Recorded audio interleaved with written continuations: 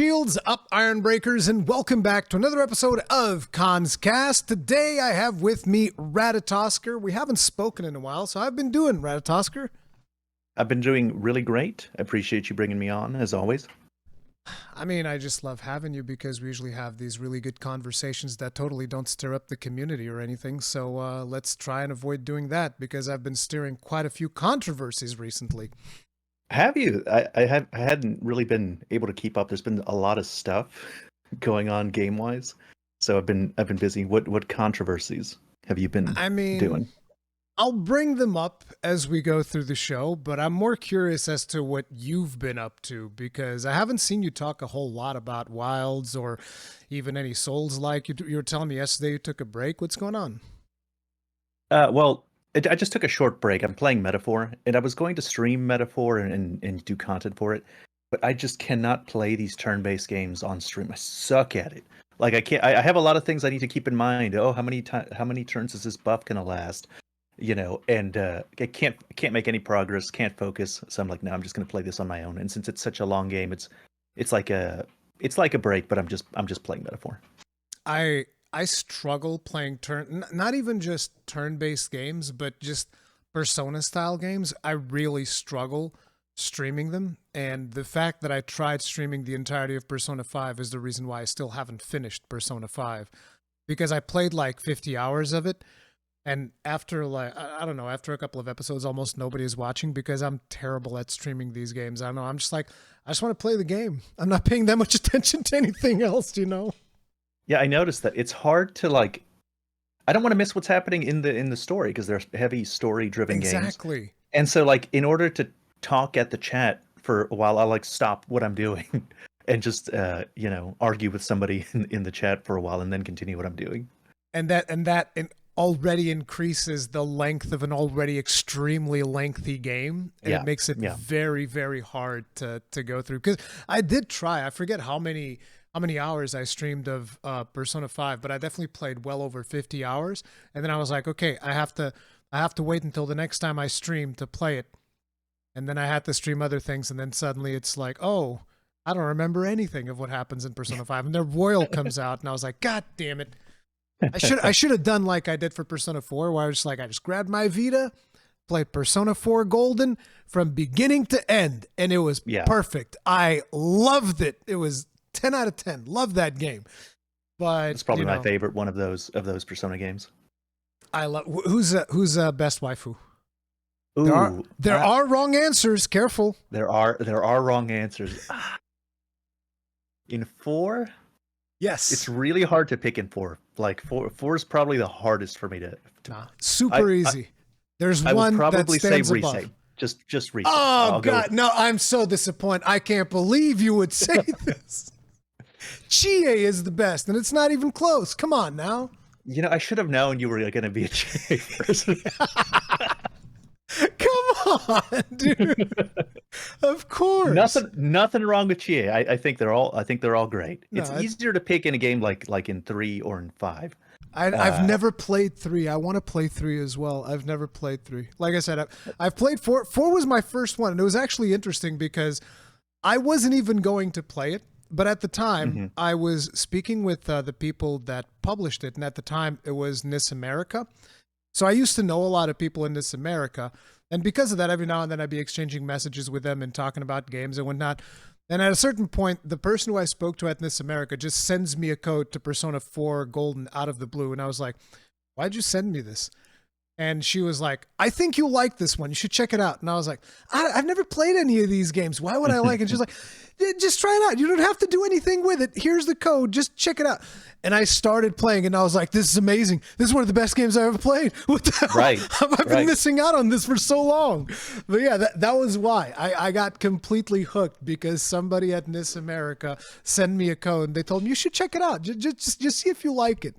Because I knew NIS America because of this Gaia, because I also used to play this Gaia games. So yeah, that was... oh wow, I didn't expect that. I've never played a Gaia game. Didn't expect that to be in your wheelhouse.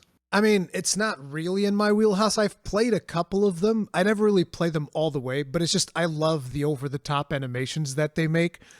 And not to mention that there's one where the main character, I think this was this guy of 4, if I'm not mistaken. I just thought it was hilarious because the main character is a vampire that loves sardines. And I was like, this is amazing. This is the best plot line ever. It's a vampire that eats sardines. It doesn't get much better than this. But yeah, so you've been playing Metaphor. What do you think about it? I think that if you like Persona 5, you'll definitely like Metaphor. It has the same... the structure is addictive. You know, the structure of the calendar system, it's just very addictive to try and, you know, choose between several different options and attempt to be efficient with your limited knowledge of what you're... It's a very addictive play style. So if you like 5, you will like Metaphor. I have just gotten to the plot twist, and I am actually just shocked by the plot. I like to predict what's going to happen in games much of the time, and no matter how many guesses you would have given me, I would not have realized this switcheroo that they did. I think people will enjoy it. I'm very hopeful now. Like it was such a cool story moment. I'm hoping that it pays off at the end of the game. Which version are you playing? PC, PlayStation? I'm playing the PlayStation version. Any particular reason why I went with PlayStation over PC? I just had happened to do the demo in PS5, and okay. and I didn't want to start over. I was wondering if it was because you wanted to get like the physical edition or something like that. I don't really go for physical games anymore. I don't have the space for it. Yeah, it is a problem. But yeah, Metaphor Fantasia is definitely something that I want to get to. It's just I've still been covering everything that has been happening with Monster Hunter Wilds and Tokyo Game Show, and it's been insane just the amount of information that they've been putting out there. And on the 23rd, we're going to have another event for Paris Games Week, where I imagine they'll release a couple of more nuggets of information. So yeah, there's been a ton of stuff to go over, basically, and that's been what's been keeping me busy most of the time. Congratulations on your coverage on Tokyo Game Show. I thought that was really great. I was happy for you. Are you happy for me? Yes. I thought it was so funny. I ran into that video randomly, and I'm just like, "What is this?" And then apparently people thought that you were upset that I was. I thought that was so funny. I was like, "This is hilarious." I just what the whole thing was that I put a little sentence. I was like, "Happy for you," period, on your video, like showing that when you were covering Tokyo Game Show, because it was really great, and even the director knew who you were. So I was like, "Oh, that's nice. I'll put a happy for you." And then while I was streaming, people asked me, "Hey, were you expressing envy? Is that what that means?" Because it sounded like you were not really happy for him at all. It's just so funny how people try to like look for the worst possible interpretation when somebody writes something online. Even saying something as innocent and sincere as happy for you can be interpreted, well, is he really happy or is he being sarcastic and upset over the fact people can't tell without the emojis. I need to up my emoji game and leave a couple emojis there to express sincerity. See, that's one of the things. I've been thinking about doing it more old school because everybody's using emojis now, and I was like, no. I'm going to do the emoticons. Yeah, actual emoticons like we used to do back in the day in IRC. That's going to be my thing. That's what I'm going to do. I'm going to do the 2 points P for the tongue out and all of that stuff. That's me. Which they should just transform those into emojis, and they don't. And I don't understand why. I think it's just to mess with boomers like me. I think that's why they do it. They're like, we're going to make it different just to mess with people like Rurikhan so that they can't do it like they used to do over 20 years ago. It's not going to work. They have to use this emoji menu to go and select the emoji. It's like, nah, bro, ain't nobody got time for that. That's crazy. I've always liked the emoticons more. I don't use either really, but if I was going to start, emoticons seem cooler to me. They are. It's clever how many expressions you can make just with characters. Exactly, they're way cooler than emojis. Emojis are not cool. The new generation is cooked. It's because that's what they say, right? It's cooked. That's the expression now. L plus Riz, L plus no Riz, actually. L plus ratio and no Riz. That's how it works. Since I started streaming, I've had to learn a lot of jargon, Zoomer jargon, I suppose, that I didn't want to know, but now I know. Yeah, exactly. That makes two of us. But I'm assuming you've been following some of the wild stuff, at least, because I wanted to Yeah. talk to you about some of the things. But before we jump into wilds, let's do a quick checkup on where we stand. World versus Rise. Oh, I'm more of a person. That's not going to ignite any controversy whatsoever. Am I No, right? certainly not. People can have preferences, and people understand that. I mean, it's not like you've had probably more than 50 creators react to that video of yours that you've made or something. Have I? I think you have. I've seen that video plastered all over the place. Like some random person pops up in my timeline. And I was like, huh, what are they reacting to? I wonder if it's my video. No, it's Ratatoskr's. Oh, wow. I'm happy wow. for you, Ratatoskr. I'm happy people react to your video instead of mine. Yeah, that video got really popular, but I think it's like a good reaction. It's not a negative reaction because that video was really just explaining things in a as neutral as I could explain way. It's like why is there such a divide between the world people and the Rise people? And that video just really explained the reasons why I thought that they were doing that and the reasons why the two types of games were actually very different and there were reasons why you might want the series to continue in one way or the other way, and if you see it going in a certain direction, you're going to be like, oh damn it, it's going in those Rise people's direction. I don't want it to go in that direction. Or if you see it the other way, it's like, man, I didn't want to see this world art style again, ugly, terrible. I don't want to see the realistic, whatever. There's reasons why there's a division is basically the point of that video. See, I pissed off people on purpose with my video because I said, listen guys, I'm going to definitively tell you which one of these games is the best. And then there's like a 50 or something minute video, and then at the end I say they're both awesome. And I was like, yes, I made you sit through 50 minutes of me talking about these two games, and then I'm not going to give you an answer. So yeah, I was kind of a little bit mean with that stuff, but I'm very much the same as you. I also prefer World. But interestingly enough, what if I was to ask you World versus Iceborne? Oh, that's a little bit more. That's a little bit more spicy, isn't it? Iceborne did have some stuff that a lot of people didn't like the clutch claw. Yep. And with the introduction of Iceborne, those things were retroactively introduced to the base game of World, which made World worse. Which made the base game worse. Yes. And so I'm actually very happy that you and I, we got to play it the right way, which I think it's like, you play base World and you had all that experience, and then you got to Iceborne. And I liked the way that both World and Iceborne, in their post-release content drops, you'd have people like just waiting for the next thing. Oh, we get to fight Behemoth now in Ancient Leshen, and then Arch Tempered whatever, and then you would play that for a while. And then I liked the structure that they had with that. It was really nice for me, especially since a lot of those things are really hard and took me more than a few attempts to beat. But if you had to pick one, which one would you have preferred, the Iceborne experience or the World experience, base World? Just base for both of them? What do you mean base for both of them? I'm saying World because Alatreon wasn't in. Oh, no. I mean all of the content. But when I talk about base, I'm talking about World without the Iceborne edition. So no clutch claw, no wall banging, none of that stuff. I preferred how World was without the clutch claw and the wall banging, for sure. But if we're gonna add all the stuff, then Iceborne had a Fatalis, Alatreon had Safi Jiva, exactly, had a lot. So it's really like it's even funny. With the clutch claw thing, like I would rather have those than not have them. See, it's funny that you bring up Safi and Alatreon and Fatalis, because the first thing that I think of when I think of Iceborne is like the Guiding Lands. Mm-hmm. I loved the Guiding Lands.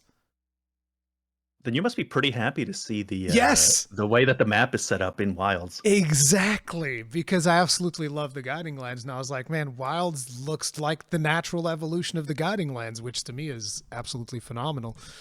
But it looks great. It looks fantastic. It's so pretty. It's so pretty when the colors are right, because you get a video that actually shows what it looks like and not the weird gray ones that Capcom seems to be putting out sometimes. There's some I think that's that whole thing about when they put expanded color ranges, but then they don't have the proper settings to make that work, and then it captures it. And in some of my videos where I use that footage, I straight up apply a LUT, which is like a color correction thing that makes it look different. It's like, I'll fix it, okay? I'll fix it myself. I can tell you guys tried, didn't work out so well. I'll fix it. Don't worry about it. But when you were at Tokyo Game Show, it didn't look like that, right? No. When Okay. I wasn't at Tokyo Game Show. It was Gamescom. Sorry. Yeah, Same. but no, at No, it's not the Gamescom same. it looked absolutely fine. There were no, it didn't look as bad at that. There were issues in the version that I've played with textures not loading properly in some of the monsters at some of the times because it wasn't like super optimized, which is why that demo is not public, and it was running like on very strictly monitored PS5 dev kits and whatnot. But yeah, that when I started playing it, I was like, I understand why there's not a demo of this yet, despite people going like, it's playable, just put the demo out there. It's like, no, you don't want that. Trust me, you don't want that. And there were also frame rate issues and all of that stuff, which the most recent Tokyo Game Show gameplay that they showed actually looked like it played way better, and that was also running on PS5. So I cannot wait for that demo, though. I really want to play that demo. When do you think the demo is coming out? We'd have to look at historically when they came out. It's like 2 months or a little more than a month before the game comes out or something. I don't remember at all. It was so long ago, but yeah, keep going.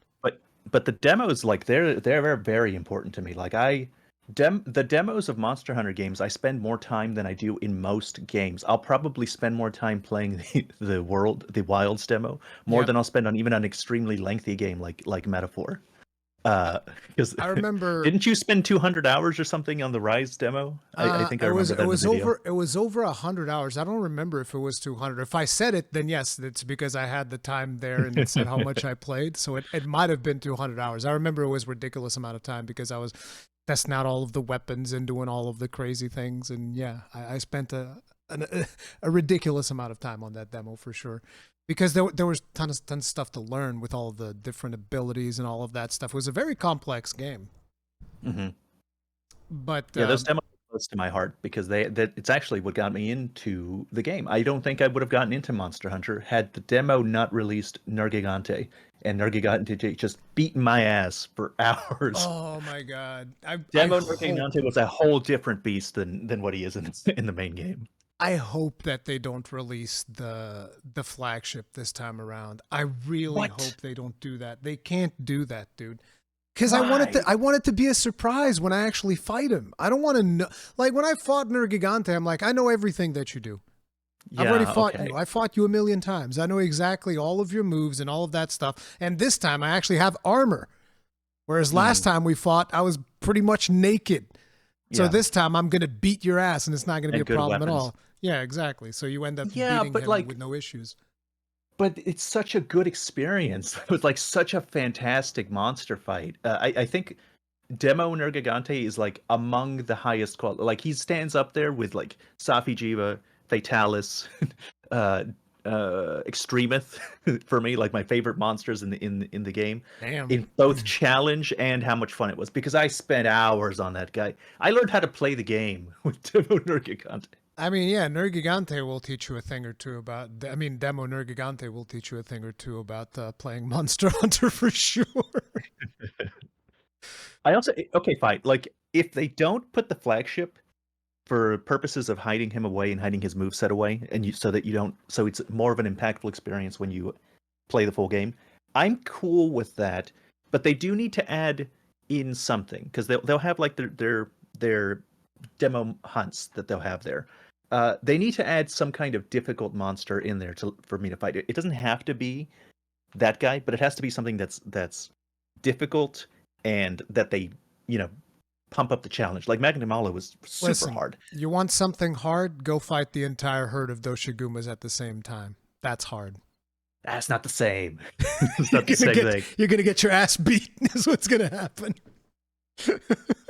I was mentality is pretty cool. Yeah, I was going to fight the whole pack in my gameplay footage, and then I was like, this is going to take too long, and I have literally 30 minutes to record. Stop being an idiot.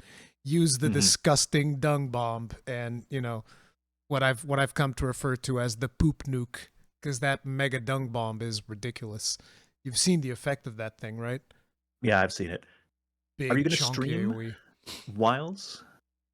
Uh, See, that's the thing. I am going to stream it, but I'm also going to play it, and I don't think that I'm going to record my first time fighting the monsters this time around, Mm, because mm.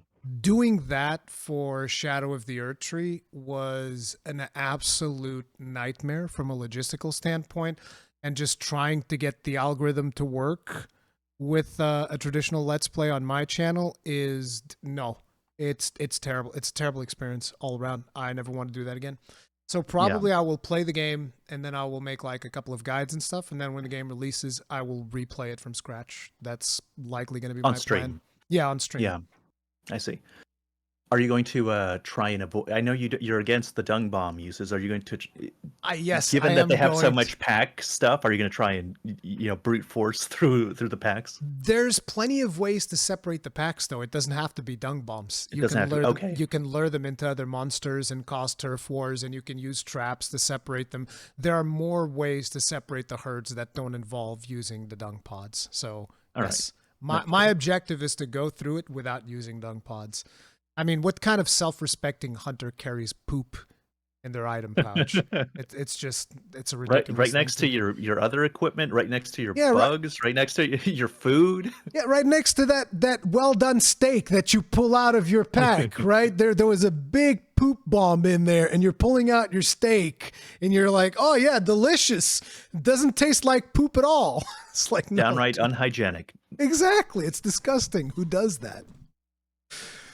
But yeah, Wilds has definitely been an incredible experience when I was at Gamescom and all of that stuff.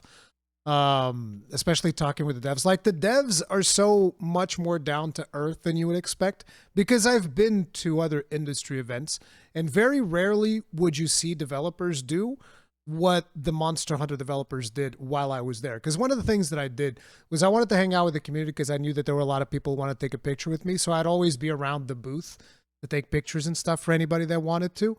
And often I saw the developers, like when you're at these type of events, the developers will usually hang in the business area. Most developers, at least, they'll like go there and they'll sit at the business area. They'll do their meetings and all of that stuff. The Monster developers was like, okay, we got nothing scheduled. Let's go to the booth and check out, see what people are doing. They would go in there, take pictures with everybody, and just, sign stuff. I remember this one point where somebody pulled out their, that MSI laptop that's got the Monster Hunter stuff.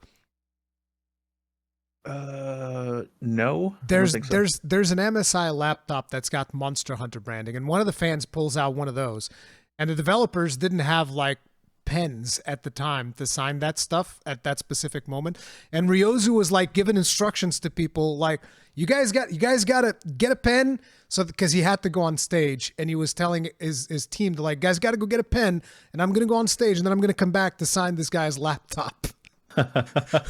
So like the developers were absolutely awesome. I was surprised because I did not expect that, because usually that is not the case with a lot of other developers for other games that I've seen.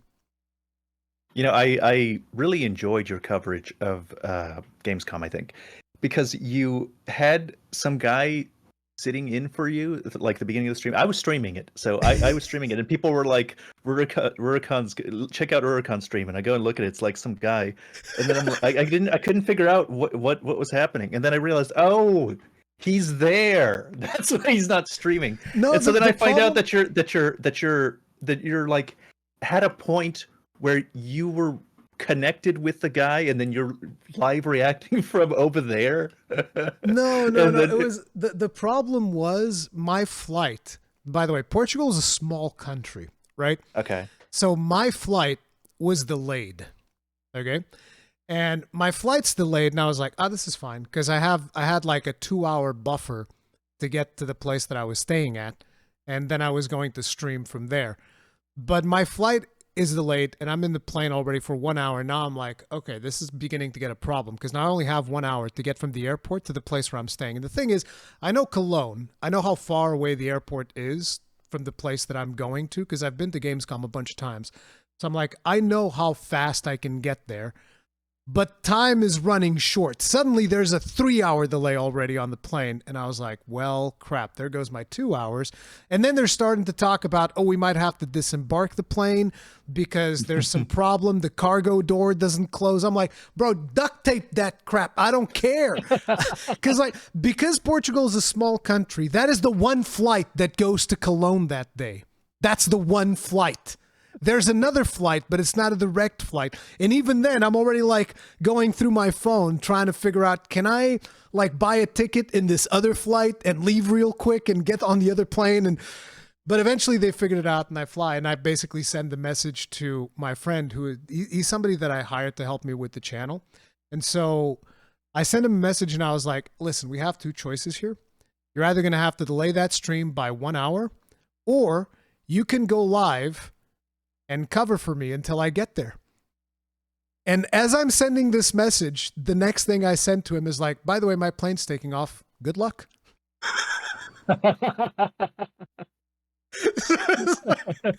Plane takes off. No more cell phone coverage. It's like, boop, there it goes. Whatever happens, happens. So plane lands and I'm logging into my own YouTube channel to see what happened because I didn't know.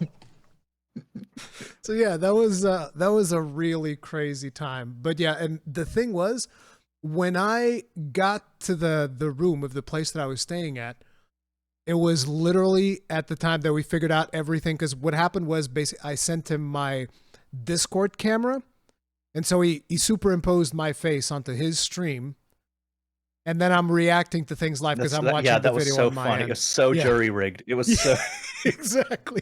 But the second that we get everything set up, I hear Jeff Keighley say, and now here's Ryozu to talk about Monster Hunter Wilds. And I was like, perfect timing. Perfect. It was perfect, yeah. And I think it was a good stream, right? Like it had a lot of viewers throughout the whole thing. Yeah. And I'm like, the thing was, is like, I don't think I wanted to go to I've said this on stream. It's like, I think I don't want to go to Gamescom because I like doing the streams. So I like watching the stuff here. So I wouldn't be able to do that if I'm going to Gamescom. Yeah. And then you do it as like this bastard. He's eating his cake and having it too. He has his cake and he's eating it. Yeah, dude. And that was the other stream that I did afterwards, which is the one where I was streaming gameplay from Gamescom. That was the biggest stream that I've ever done. It was like 10,000 concurrents or whatever it was at one point. Wow. Which I was like, this is insane. This is crazy. And I was very lucky because the game crashed during my stream. So I got to stream 10 more minutes than everybody else. Wonderful. Because it's not my fault. The game crashed. These are 30-minute sessions. So, it crashed like 10 minutes in. But yeah, it was really cool. And I was also on the Eric's team stream, and they were showing off like a lot of stuff that I didn't know because I just played Gunlance most of the time. So yeah, but it was really, really cool. But what are your overall thoughts so far? I know you made a video where you just talked about, okay, here's everything that I don't like. Yeah. Game, which is so very on brand for what you do. Well, okay. See, the thing is, I like that attribute of my channel because it's very taboo, I think, to talk about the things you don't like before the pre-release. In the pre-release period. And I think the reason why that is because you'll get this complaint, well, hang on, you don't know things are going to work that way. Why don't you wait for the full game before you complain? And I'm like, because no. We want to speculate, because that's one of the most fun parts. Yeah, and sometimes it's not even a speculation. Like, I see it in front of my eyes. I know what I'm looking at. I know enough about the game to see how that's going to play out. I don't even consider it speculation sometimes. But more importantly, how come you guys get to praise a game and say, oh, this looks great, if I can't say, oh, this doesn't look great? Like, how come you don't have to wait until after the game releases to start complimenting it? How come I have to wait until the game releases to start criticizing? It's not fair. See, it's not fair. I both compliment and criticize, though. That's the thing. I do the two things. And but before we get to that part, your overall thoughts on Wilds from everything you've seen so far. I think it has the potential to be, my favorite Monster Hunter game. The things that look good look really good. Like I love the seamless map, the huge seamless map. Each environment is gigantic. I love them. Oh, I love the monster designs. Oh, the Yeah. monster designs are so peak. So I've have this thing, and maybe you can tell me what you think about this. But one of the things I liked about World, especially more than Rise and even some of the older ones, is that it seemed to be going out of its way to make its monsters ugly and realistic. Not necessarily ugly, but you know what I mean. Yeah, Muted, yeah, more grounded. mundane. Yeah, Anjanath, perfect, just a T-Rex, perfectly reasonable animal. Great Jagras, perfectly reasonable animal. All of the world-exclusive monsters that they came up with seemed to me like perfectly reasonable monsters that realistically could be in an ecosystem, in a fantasy ecology setting. Yeah. In that video that I was talking about, where I talked about World versus Rise, I highlighted some interviews from the Monster Hunter developers where they talked about how they liked the contrast between the more realistic monsters and the elder dragons, which were more unrealistic and more fantasy, and it allowed the elder dragons to seem more magical and hard to understand how they work, and it made the normal monsters seem more grounded and realistic in comparison, more a part of the natural environment, which I've always liked. I think that's one of the things I like a lot about Monster Hunter. And Wild seems to be like going to 11 with that, because the monsters that we've seen that are from Wilds all are really great looking normal-ish monsters, like, and they even sacrificed some iconic attributes to make them more normal looking, like what's the sandworm thing? Balahara. Balahara is kind of ugly. Balahar is not an easy thing to sell a toy of. It's a sandworm with an eyeball on it. I like that. I really like that it's like that. Several eyeballs on it. It's got like the what's it called, that strange shellfish creature. I remember doing research on it when I was looking up stuff whenever they first announced it. There's the creature that has like all of these eyeballs on it. It's like a type of shellfish. Forget its name, but yeah, it's got like those around its mouth, basically, which are some type of sensory organ that it's got. I like the spider too. Oh man, the Lalabarina, yeah, Lalabarina. Listen, so I've good. always said, listen, Rachna's all right, but she ain't no Nursilla, okay? She's not. Yeah, she ain't no Nursilla, and people are always telling me, "No, dude, Rachna's amazing." It's like, no, you don't understand. You just don't understand. No. And Lalabarina is already way better than Rachna Kadaki. I'm sorry, bro. Yes, absolutely. It's designed too, not just the way it moves. I was very impressed by the way it moves in the recent Scarlet Forest showcase, where they showed a lot of gameplay for there. That was really impressive. But I love the way it actually dances around like a ballerina, and it drops its little, I guess, paralysis flowers everywhere. Fantastic. Yeah. Top tier monster. I've been studying the Scarlet Forest when they released footage of it, because I was like, okay, but why is the water red? And I was looking at YouTube translations. Like the day that they released that gameplay, I basically cut up their stream. So I recorded the bit of their stream that was only relevant to Monster Hunter, because it was a really big stream. It was like a 6-8 hour stream, whatever. And YouTube doesn't generate auto captions for streams that long. So I cut up the Monster Hunter part and then uploaded it unlisted to my channel so that I could generate captions, so that I could look at the captions. And then I was also using my phone with like Google Translate to look at certain things. And I was grossly overanalyzing every aspect of the video, trying to figure out, why is the water red? Is the water red because of Lalabarina, or are Lalabarina's webs red because the water is red? And I think it's Lalabarina's stuff is red because the water is red. As to the reasons why the water is red, I'm not 100% sure. I think it might be iron deposits, and they might have like some component of rust, which could potentially mean the reason Lalabarina paralyzes you is tetanus. She hits you with that tetanus sting. I feel like you got that Pepe Silva thing in the background. It's tetanus. That's the I did the research. It's tetanus. But because they also mentioned that when you're going through the downpour phase of the Scarlet Forest, they were saying that Lalabarina changes its behavior like as almost as if she's not as powerful anymore because the water is no longer red. So she can no longer charge up on her tetanus to hit you with it. I don't know. I think there might be something there connected, somewhat linked. But again, this is like YouTube auto captions and some Google Translate on my phone, and who the hell knows what the hell is actually happening. But yeah, I really like the environmental changes that they're doing in the maps. Like I can see some really intense, awesome sequences happening as a result of things like that.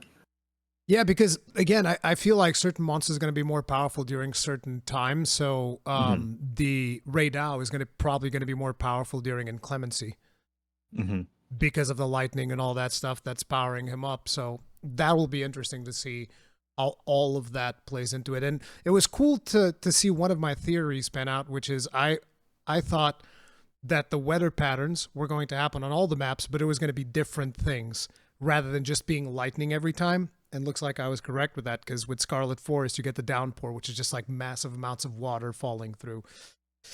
And then with the plenty, friggin' Scarlet Forest looks like an absolute paradise. Did you see that cool interview where they talked about how there aren't going to be that many Elder Dragons in the game? Yes, and guess what? I was super happy. I think that there's a lot of people that they got introduced to Monster Hunter, obviously with Monster Hunter World, which revolves around Elder Dragons because it's the Elder Crossing and all of that stuff. But there are things, especially now that I've replayed World and Iceborne with the whole Return to World thing. I've only just recently been doing Fatalis again. One of the things that I've noticed, besides the fact that one of the first things is like, look, when I first played through Iceborne, the Clutch Claw bothered me a little bit after, like, I don't know, 100 hours. It bothered me a little bit, but I didn't think it was a big deal. This time around, I hate it. I hate the Clutch Claw with a fiery passion. I hate it. It's fun to wallbang a monster into another monster every now and then. Sure, fine, whatever.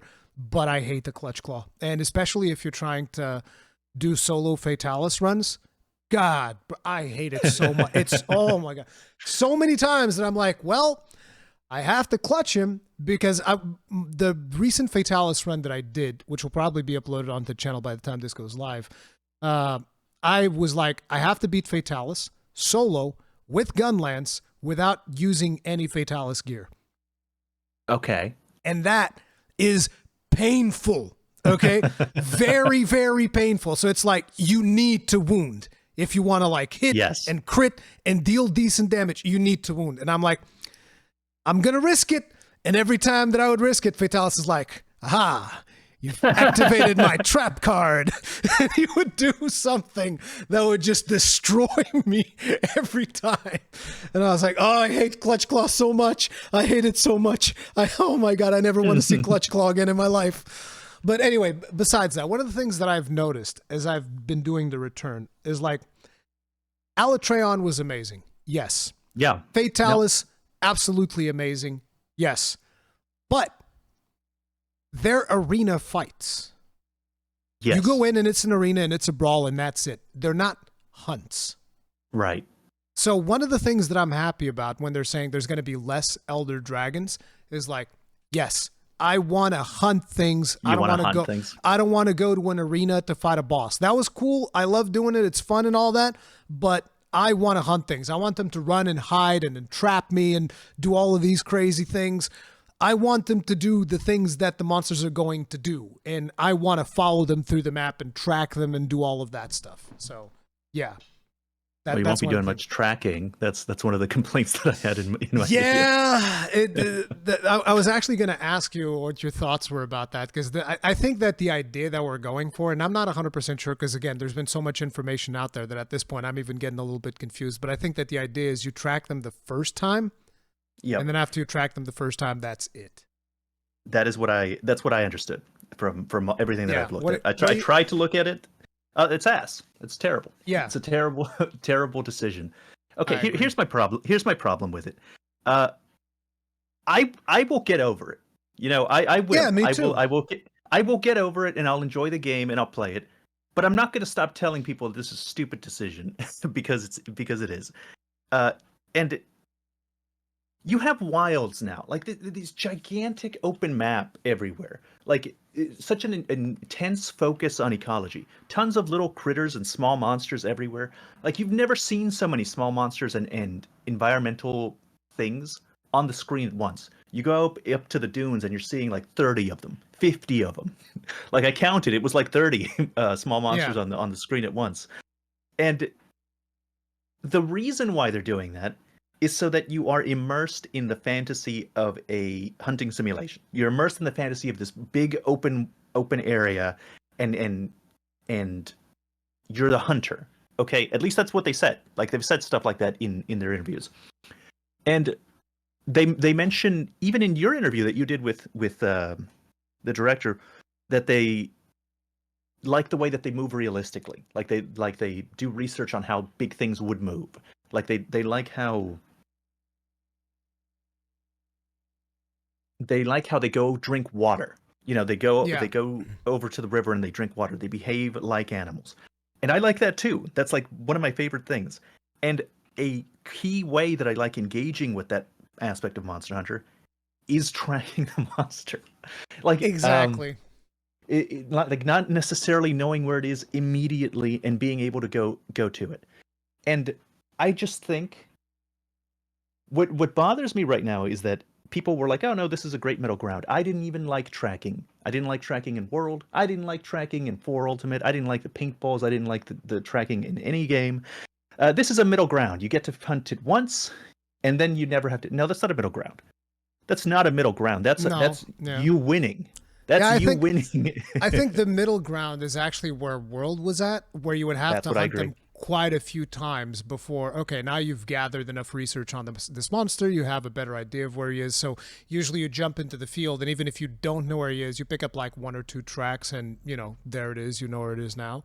Like, I think that was somewhat of a middle ground, but I wish that they would do an evolution on the tracking system. Yeah, something that would still involve you tracking, because one of the things that I can say I definitely did not like was jumping into Rise, and it's like, oh, my Kahoot, it saw everything. It has a sonar. It's like, you know, relaying this data to me in real time somehow through my intercom. It's me and my Kahoot, and it's telling me the precise location of every single monster in the map.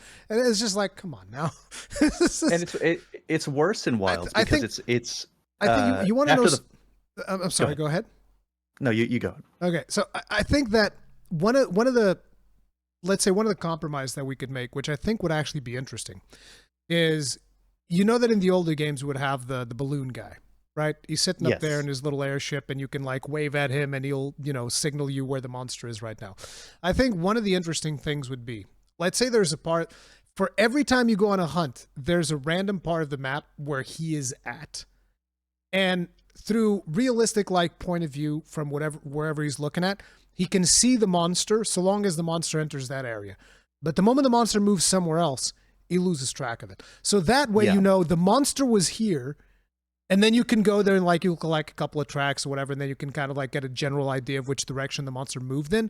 Or you'll know whenever the monster's in that location because dude is there and he's like relaying it to you using like a mirror and the sun or whatever to send light towards you.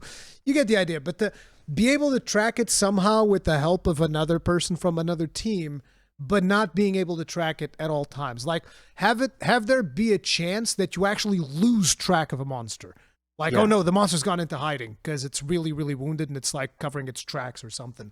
Like that type of system. That I would like, because I want to be actively hunting these things. I don't want just boss fights.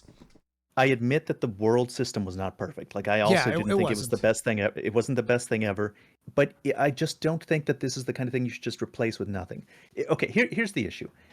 This is going to be a common complaint, I think, maybe in this conversation and in my coverage.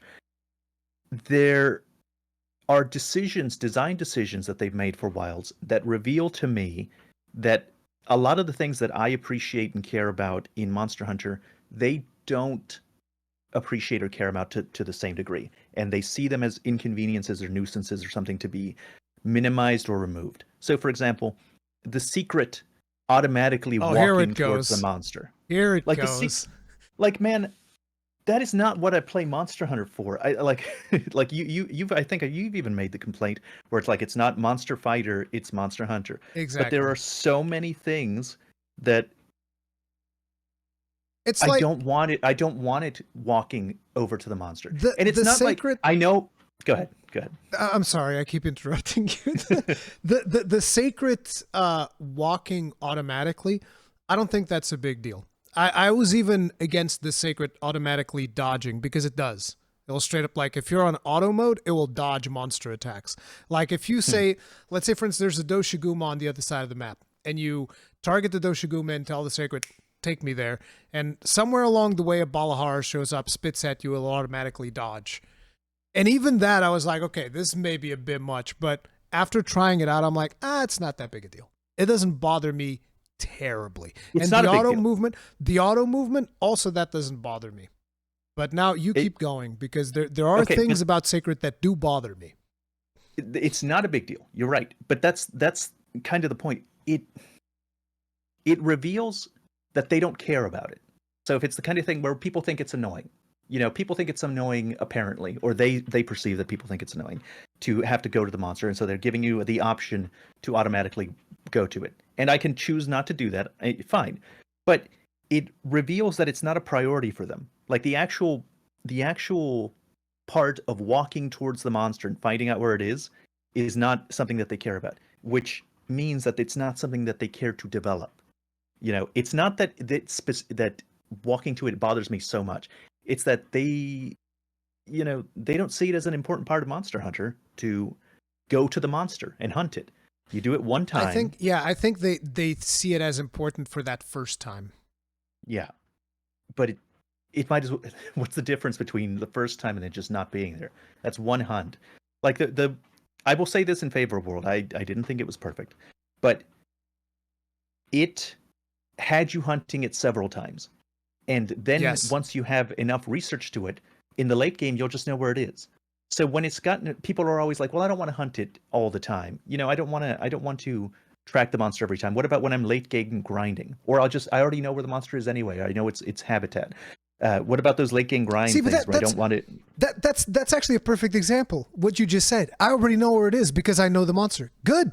Yeah. You Yeah. know the monster. You know where it hangs Yeah. out. Like, for instance, if you're going to the ancient forest and you're going to go hunt like a Tobi Kadachi, they usually want to start around Camp 11 because usually you'll find him close to Camp 11. And there are other monsters like the Puke Puke, also Camp 11.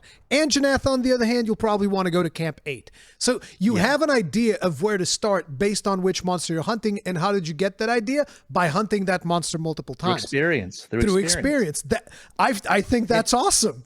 Yeah, and the research level that you get is a in-game simulation of the hunter knowing where it is through his own experience. So exactly.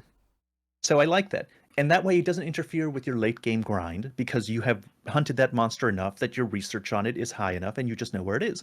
Fine. But then I also get to have my early game not knowing where it is and picking tracks up off of the ground. But now, like, it's just so much on the HUD now. It's got the little marker telling you where it's at. It's got the secret automatically going to it. It's got the scout flies pointing you in that direction. It's so much, and it shows it on the mini map. It's just everything. As you were describing all of that thing, I just imagine our hunter as the predator. He's like, he's got like the friggin' thermal vision, and the scout flies are going off, and he's like, yes, I know exactly where you are, my friend. Little shoulder cannon pops up. But yeah, I agree. I feel like World did it better. But it's just one of those things that I'm not going to fight on this arena because we're not going to win on this arena, because ultimately the argument that people will make is like, well, in World, I could see where everything was by the time I was done. Yeah, but you couldn't do it at the beginning. So, yeah. I'm not going to die on the hill, but I will bring it up. Yeah. Throughout my coverage. I just don't. It's the little things. It's not necessarily the actual secret auto walking that bothers me. It's the fact that it seems like that's not something they're interested in developing either now or in the future. So I don't think that I can hope for more hunting simulation in future Monster Hunter titles if this is the trend that they're going to in a mainline title. If this was another portable, Monster Hunter Rise type game, I wouldn't be terribly worried. But this is like that situation where I was talking about in my video. Why is there such a division between the World and Rise people? I think that if you liked the system in World and you see that this is a change, then you can interpret it as, well, the series is going in a direction I didn't. This is a loss to those Rise people, kind of thing. Yeah, I don't like it. It's not a change I'm happy with. But since you brought up Sacred, one of the things that does bother me with Sacred a lot, and this is one of those controversies that I was telling you, because for some reason a lot of people took issue to this, when I said I don't agree with us sharpening specifically during combat on top of Sacred. I don't think you should be able to do that. I think that is absolutely ridiculous. And the words that I used at the time is, it is too free. And because it is exactly like that, it is too free, because I tested it. I was riding Sacred and I could run laps around Doshiguma and there was literally nothing you could do about it. So at any point in time, I can just call up Sacred. Sacred comes up to me. I mount Sacred, and then I'm just like running laps around. And I'm like, oh, I think I'll have a well-done steak now. Now I'm going to go drink my potion. And now I think I'll very slowly sharpen my weapon to full sharpness. And meanwhile, Doshiguma is just like, his head is spinning in a circle. Like, what is he doing? Why can't I catch up to him? Why is there literally nothing I can do to stop him from doing everything he wants? And people are very quick to point out, well, in the previous games, you could exit the area and then heal yourself. And you're correct. But in certain monsters, you're not going to be able to do that. And exiting the area is going to require you to be very, very careful as you are exiting there. Like, imagine you're fighting a Rajang and he's enraged and you need to go out to sharpen your weapon. Yeah, just make a beeline for the exit and see what happens. He'll totally not laser you from the back and murder you on the spot. No, that's not going to happen. And fundamentally, picking up a Sacred and just walking away is way easier than exiting the area in one of the older games. At least that's my opinion on it. But yes, this was one of the big controversies, because people were telling me, like, you could already do this in Monster Hunter Rise. And I was like, I know, I've been complaining about it since the demo of Monster Hunter Rise. Yeah. I'm well aware. And I never used Palamutes, not because of that. It's simply because I liked the utility of Palicos more. But because I never used Palamutes, that was never really an option for me to actually ride the Palamute to sharpen. The thing for me is that I don't think people appreciate inconvenience as much as I do. As much as we do. As much as we do. And I think that inconvenience isn't just it's a design choice. Exactly. It's not just there for no reason. Like, it's good to have to do something to mitigate an effect.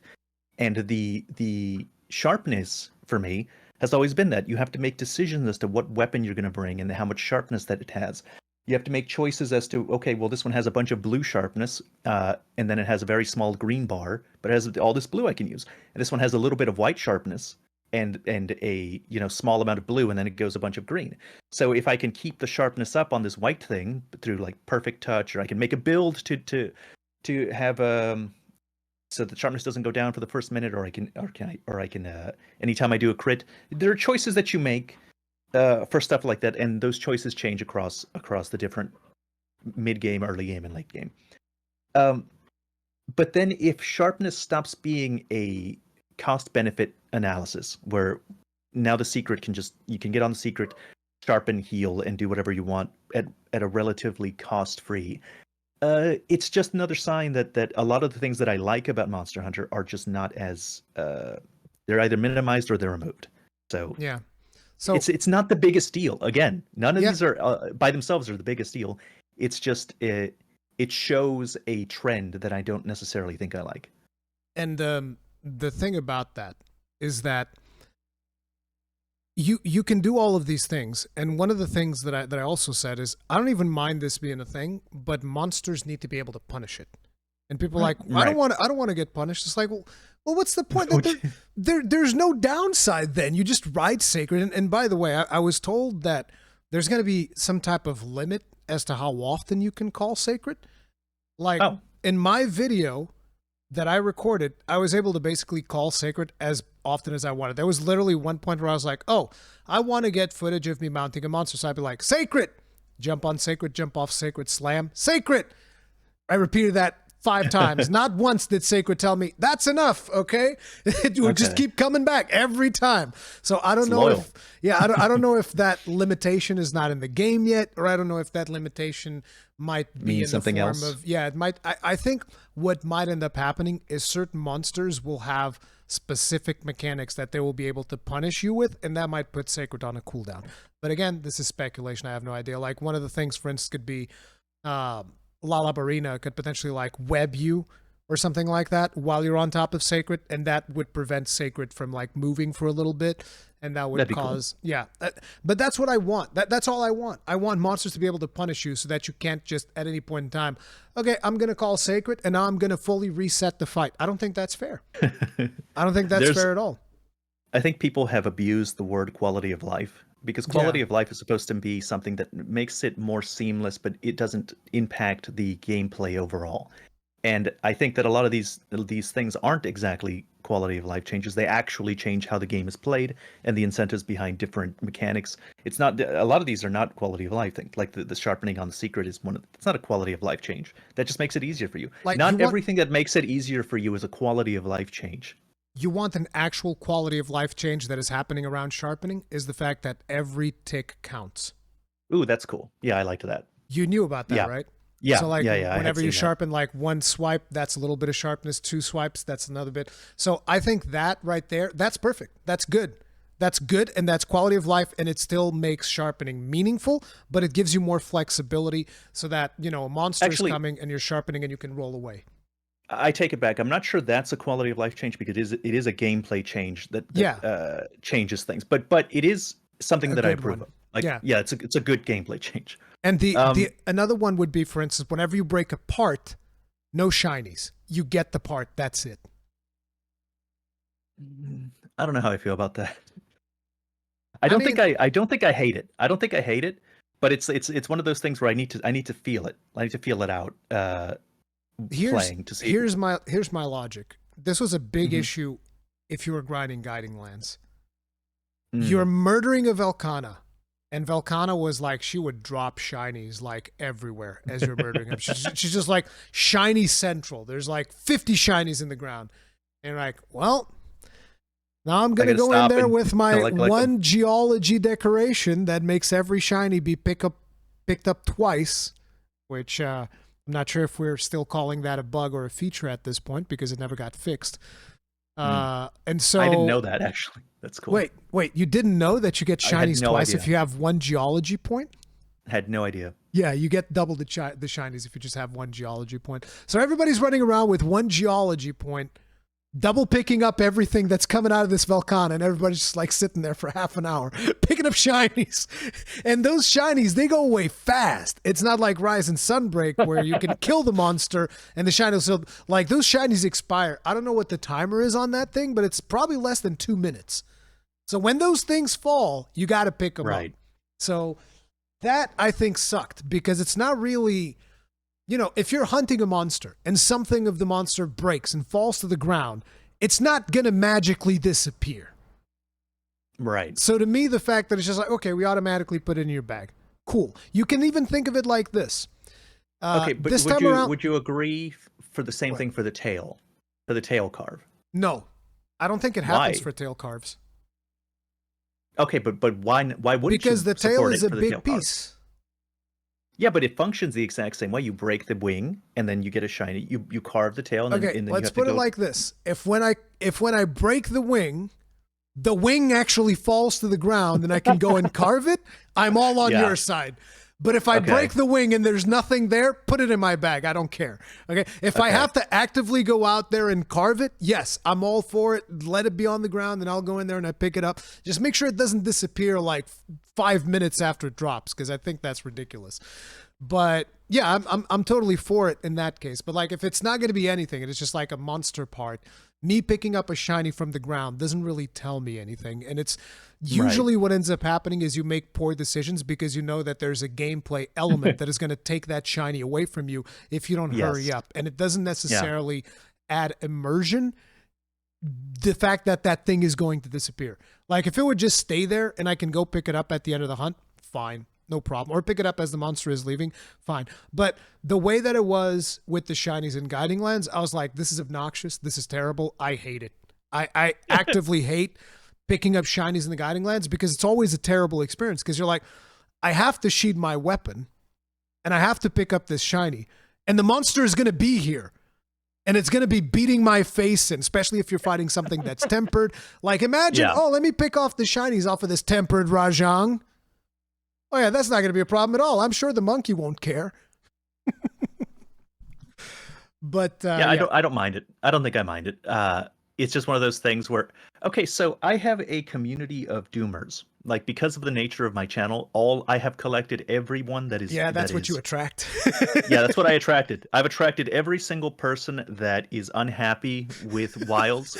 Every single, all 30 of them. They're all in my Discord.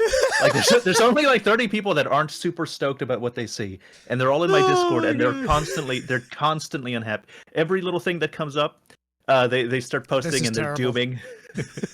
I have an emoji on there, and it's like a Yoko Taro emoji, and he's got his hands on his head and like in despair, and that's just all they get spammed in my Discord whenever a new thing from Monster Hunter shows up. And they've started influencing, like I need to like not look at that channel because they influence a lot of the things. I already have my. You're already a doomer. I'm already a doomer, and I've got like king doomers over here, like way more than me. And I'm trying to be happy. Like I'm trying to be optimistic about Monster. I don't want to spend my whole career of Monster Hunter Wilds just covering things I don't like. It's like the moment you said, I'm trying to be happy. I saw that picture that you put in the thumbnail. I'm happy for you. I'm just trying to be happy over here. But yeah, it's one of those things. Like I think that one in specific is a good thing. And they're still shinies. They're still shinies. They're just different things, which is, this is a weird thing I haven't fully understood what the idea behind it is, but you can see in one of the gameplays where Takuda is running around and there's a Doshiguma following him, and then the Doshiguma punches the ground and it like affects the terrain around him, and then a little coin pops up and he picks up the coin with the hook slinger. Huh. Yeah, so monsters will destroy stuff, almost like, you know how in Dark Souls, like the trolls will break those statues and then you get the stuff that's in there. I think that is going to be something that is going to be happening with shinies. They're going to hit certain parts of the map and there will be a shiny there and then you can pick it up. Very cool. Very cool. Okay, so I was very impressed when I saw Doshiguma like displace the sand you were under. Yeah. And I was like, wait a minute, just a normal Doshiguma? And then I'd see it all the monsters, they can just move the sand and then the sand's just different. I was like, that's crazy. I never thought I would see that in a Monster Hunter game. Yeah. So impressive. That is indeed pretty friggin' badass. Did you know that paintballs are back? Yeah, but I don't know what they could do. Do you know what they do? It's a pinging system. What do you mean pinging? So you shoot them somewhere and it will do like a ping for the other players, and then they can look at that location. It will be painted. So like you can call attention to a trap or something along those lines. It's basically a communication tool. Okay. Which is interesting. It's something. I thought maybe it would like help you differentiate between two different of the same monster on the map. It's like, oh, we're hunting this one. So you see two little Chotacabras on the map, and you can ping one, and that's the one we're going after. I totally never made that mistake in the footage that I was recording. I totally didn't go from hunting the alpha Doshiguma to beating on a regular Doshiguma and then wondering to myself, I could swear that the other time I played it, the Doshiguma had less health. Because that's realistically how you would use a paintball in a hunt, like in a real hunt. Like if you're hitting something that's in a herd, like a zebra, you hit it with some paintball, and then you're able, because that's their whole point. Like the zebras have the stripes and they try and blend in, so you can't see one. It's like trying to play tag and you keep switching targets and you can't get the first guy tired. I thought that would be a cool way of doing it. But no, You know, it's not related to that at all. Here's what I would have liked for a hunting system, since we talked about the tracking. I would have liked paintballs to return, but they don't magically mark something on your map. You paint the target, and then the paint would like drop off of it, like to find. I always thought that that's how it worked in the old games. Like the reason you know where it is, it's because it keeps dropping off paint. Yeah. And you're following. Like it brushes up against a tree. Oh, I see the Yeah. track. It's on the ground. I see the track. And so like what I would have liked is when the monsters leave. You know how in World they go into like a burrow. Sometimes they don't just go from one place to another. Sometimes they fly, or sometimes they go into the ground and they like leave. Like the Odogaron in the valley, he'll go like into that cave that you can't follow, and then he pops up on the other end of the map. Right. I would have liked the map marker to go away from that, and then you have to re-find him. And so if you paint him, that's what I was talking about. Yeah, and then if you paint him before he leaves, then it'll be much easier to track him, because as he's moving around, the paints will more directly lead you straight to where he is. And then once you see him, then the map marker returns. That would be cool. But you see, I think that when it comes to that stuff, unfortunately, you and me are very much in the minority. Because we're in the minority, yes. Yeah. I think a majority of people actually want Monster Fighter more than Monster Hunter, which is a bit of a shame, but yeah. I will learn to love Monster Fighter, but I will always complain that I'm not playing Monster Hunter. So, what weapon are you going to be maining in Monster Hunter Wilds? So, Gunlance probably. Hell yeah! Let's go! We finally got him. It looks real good. It looks so good. There's so many things about it that just look so badass. I can't resist. Absolutely. And I think I don't like a lot of the things that happened with Longsword, so I'm not using it. I'm sorry. It's too much. It's too much even for me. Dude, you know that yesterday I'm getting my kids started on Monster Hunter World. And he's just like, he's playing around. I'm trying to like, okay, let's go into the training area. Let's see how you feel using all these different weapons. Try to guess which weapon. I suspect that your kid is a wise, intelligent fella that will have chosen the right choice. You mean the long sword? Yes, of course. He did. He was like, "Oh, let me try this one. Oh, it's too complicated. Oh, how about this one? Oh yeah, this one's good. Look at how big it is, Dad." And I was like, "God damn it." He's like, "Look, I can hit so far." I was like, oh, it's so funny. Oh my God. So you're going to be playing the Gunlance, and out of all the weapons that you've seen so far, which is, I mean, I guess this is probably going to be the same answer, because I was going to ask you which is a weapon that you wouldn't usually be interested in. I would never have used the Gunlance before. Yeah, but the Gunlance looks incredible. It has a lot of counter stuff, like you can just perfect guard now, and it has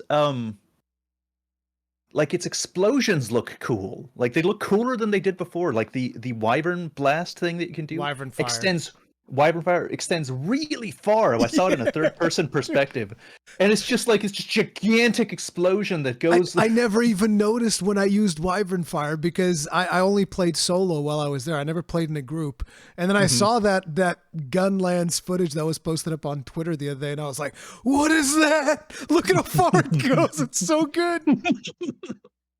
And the thing is, Wyvern Fire is now part of your combos. Okay. So if you do it after a certain move, it will charge faster. I have a system that I'm going to. Okay, so before I get into that, before I forget, someone in my community asked me to ask you this, and I don't know exactly what this means because I don't know the terminology. Oh, so no. Please ask him if he remembers whether or not he can cancel into guard in the middle of charging a charged shell. In the middle of charging a charged shell, I didn't really test that. Test that, but I don't think you can. I was able to cancel into guard midway through a reload, like a full reload, which was really weird. It doesn't seem like it's intentional. But due to the fact that you can cancel out of like Helm Splitter, I don't know if it's intentional or not. It's weird, because that's one of the things developers have said. They said, we never want you to be out of options, which to me, that's a double-edged sword because they're saying we never want you to feel like, oh, the monster did this and I was doing this and now I'm screwed. And if you listen to that, that sounds good, right? You're like, well, that's a good thing. I can always counter what the monster is doing. But at the same time, if you listen to that, that also means, well, how are the monsters ever going to punish me? Well, the answer is they're going to be really, really fast. And maybe I'm not a fan of that. I don't know if they're even going to be. They might be faster, but I don't know if they're going to be like much faster than something that they had in Rise. And even that was not that fast. I don't know. I think that. So the longsword thing specifically bothered me. The canceling out of Helm Splitter. The canceling out of Helm Splitter. That's what got me out of longsword. I took one look at that. Really? You're like, this amazing change that they've done. I never want to play this weapon again. I never want to play this weapon again. I did have an initial just like visceral emotion of like, oh my god, that's so cool. But then I thought about it, and my reason came back, and it's like, wait a minute, that's too much. Because look, there's no commitment. I like the commitment in Monster Hunter specifically because it's way bigger than any commitment in any of these other action games that I've played. It's gigantic. It's a gigantic commitment for both positional commitment and the amount of time it takes to land an attack. Elden Ring could never. Elden Ring R1s don't have anything like that. And Elden Ring and Dark Souls are famous for their heavy commitment. They're famous for it. And it pales in comparison to something like Monster Hunter. That's something I liked about this series. And so Helmbreaker is your strongest attack for the longsword. There are only like two, in my opinion, places in the longsword's moveset in world that you're vulnerable. That's during Spirit Slash 3 and during a Helmbreaker. That's it. In any other situation. Spirit Slash 3 the finisher? Spirit Slash 3 is the one right before the finisher, the one where you do 3 slashes.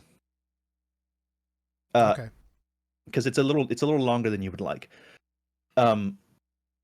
But in every other situation, you can foresight slash very quickly to reactively counter something you didn't notice, or you can go into Spirit Sheath to predict a monster's attack that you see coming and you think you have enough time to counter. That's the only openings are those. And so Helmbreaker, your biggest, highest damaging attack, the biggest attack that you have is now reduced in cost, and now you can roll out of it. You don't have to even waste your spirit level when you do it. It's too much. I was like, no, I'm sorry. I have to switch. Well, it is what it is. Welcome me, brother, to the Gunlance family. Come to the Gunlance. We've got big explosions. It's a ton of fun. Like, listen, the multi-wyvern stake, I forget what the name of it is. It has this really strange name. The wyvern stake full blast, and then the multi-wyvern stake full blast, which is the one where it goes, first it goes up, brrrr, and then it comes back down, brrrr. That is absolutely gorgeous. And the best part about it, it's got guard points built into it. Mm-hmm. So that move, you will guard point like midway through it, which is really, really cool. So if you can predict exactly when it's happening and the timing of your full burst, you can like do the full burst and be ready to block, and then go ahead and do another full burst and block again. And those can also count as perfect blocks, which will also, if they stagger you back, it will also let you like counter, which I think that with the counter, you can also counter into Wyvern Fire. So there's a lot of really cool stuff that even I didn't get to like fully experience, but it is a ton of fun. I highly recommend. One of the reasons I'd like the demo to come out is so I can learn the movesets of all the... So what I think I'll do is I have very little experience with weapons that I haven't used. So I know how to use the Charge Blade, the Insect Glaive, and the Longsword, and that's basically it. Okay. So when the demo comes out, and if they have the super hard demo monster, whether it's the flagship or something else, I'm going to play with every weapon except the ranged weapons because... No, yeah, See, that's you and me both. Yeah, I agree. Although I will, bro, bow right now. Ooh, I don't know about that, dude. No more crafting of files. I mean, I don't know about that. That's pretty good. You should have been in my Discord to see the dooming when they saw the bow. They hate the bow in my Discord. There's this funny thing where it's like, okay, so now I get to load into my game, and I automatically get onto my secret that automatically takes me to my hunt, and then as I get damaged, I take a potion that automatically chooses which potion is best for the situation, and then I can stick him with an arrow that automatically aims for me to hit the monster. They were very upset. That'll be interesting to see. But no, the thing about the bow to me is like the main reason why I don't play ranged weapons in Monster Hunter is because I don't like dealing with ammo management. Because when I played, for instance, Tokiden, my main weapon in Tokiden was the bow. Because I would be playing with my friends, and my friends would all want to use melee weapons. So they would take the melee weapons, and then we'd be left with like certain pieces of the monster that they couldn't break because they couldn't reach it. And I'd be like, I got you. Pull out the arrows, pow, shoot those parts clean off. So in Tokiden I played bow, and in Tokiden Kiwami I played rifle because there was no ammo. I can just shoot forever. And I was like, this is great. I don't want to be dealing with ammo. I don't want to deal with any of that stuff. So the moment that I learned that like there's no more coatings in bow, I was like, oh. Yeah. I mean, there are coatings, but you don't craft them. You recover them. It's a gameplay mechanic. And I was like, oh, this actually this might be something that I use. I don't know. Oh, you know what's something interesting? You know, when I saw some of the things that I wasn't happy with, and I was talking about them on stream, I was like, I shouldn't go on a podcast with Rurikhan because I'm just going to complain, and people are going to hate me. And if he's nice and agrees with any of my things, they'll backlash on him. And it's just like he doesn't deserve that. He deserves to be happy. And I get backlash anyways. Don't worry too much about it. I saw in the thing you can fast travel during combat. So I think I saw in the Scarlet Forest gameplay, the guy just went to his map and quickly fast traveled to camp, even during combat. Yes. That I don't agree with. So I don't know how you feel about that. So there are two things here.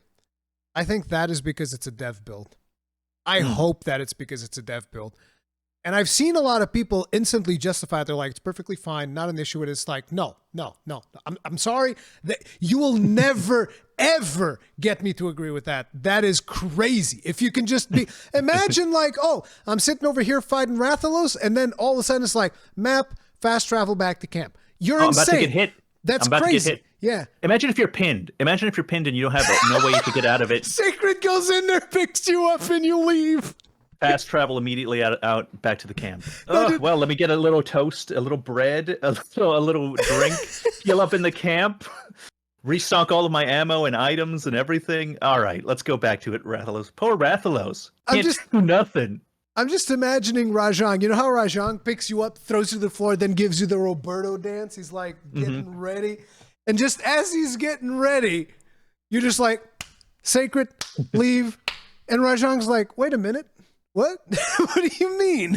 No, but like even if that's not the case, right? Let's say it doesn't work when you're pinned or whatever. I still think it's too much. If you're in combat, no fast travel. I'm sorry. Yeah. That is something you will never get me to agree on. And I am very hopeful that they were only able to do that because it's a dev build and that's not something that's in the final game. Why can't they just have a fast travel Farcaster? Why can't you just have a Farcaster if you're going to do that? What's wrong with the Farcaster?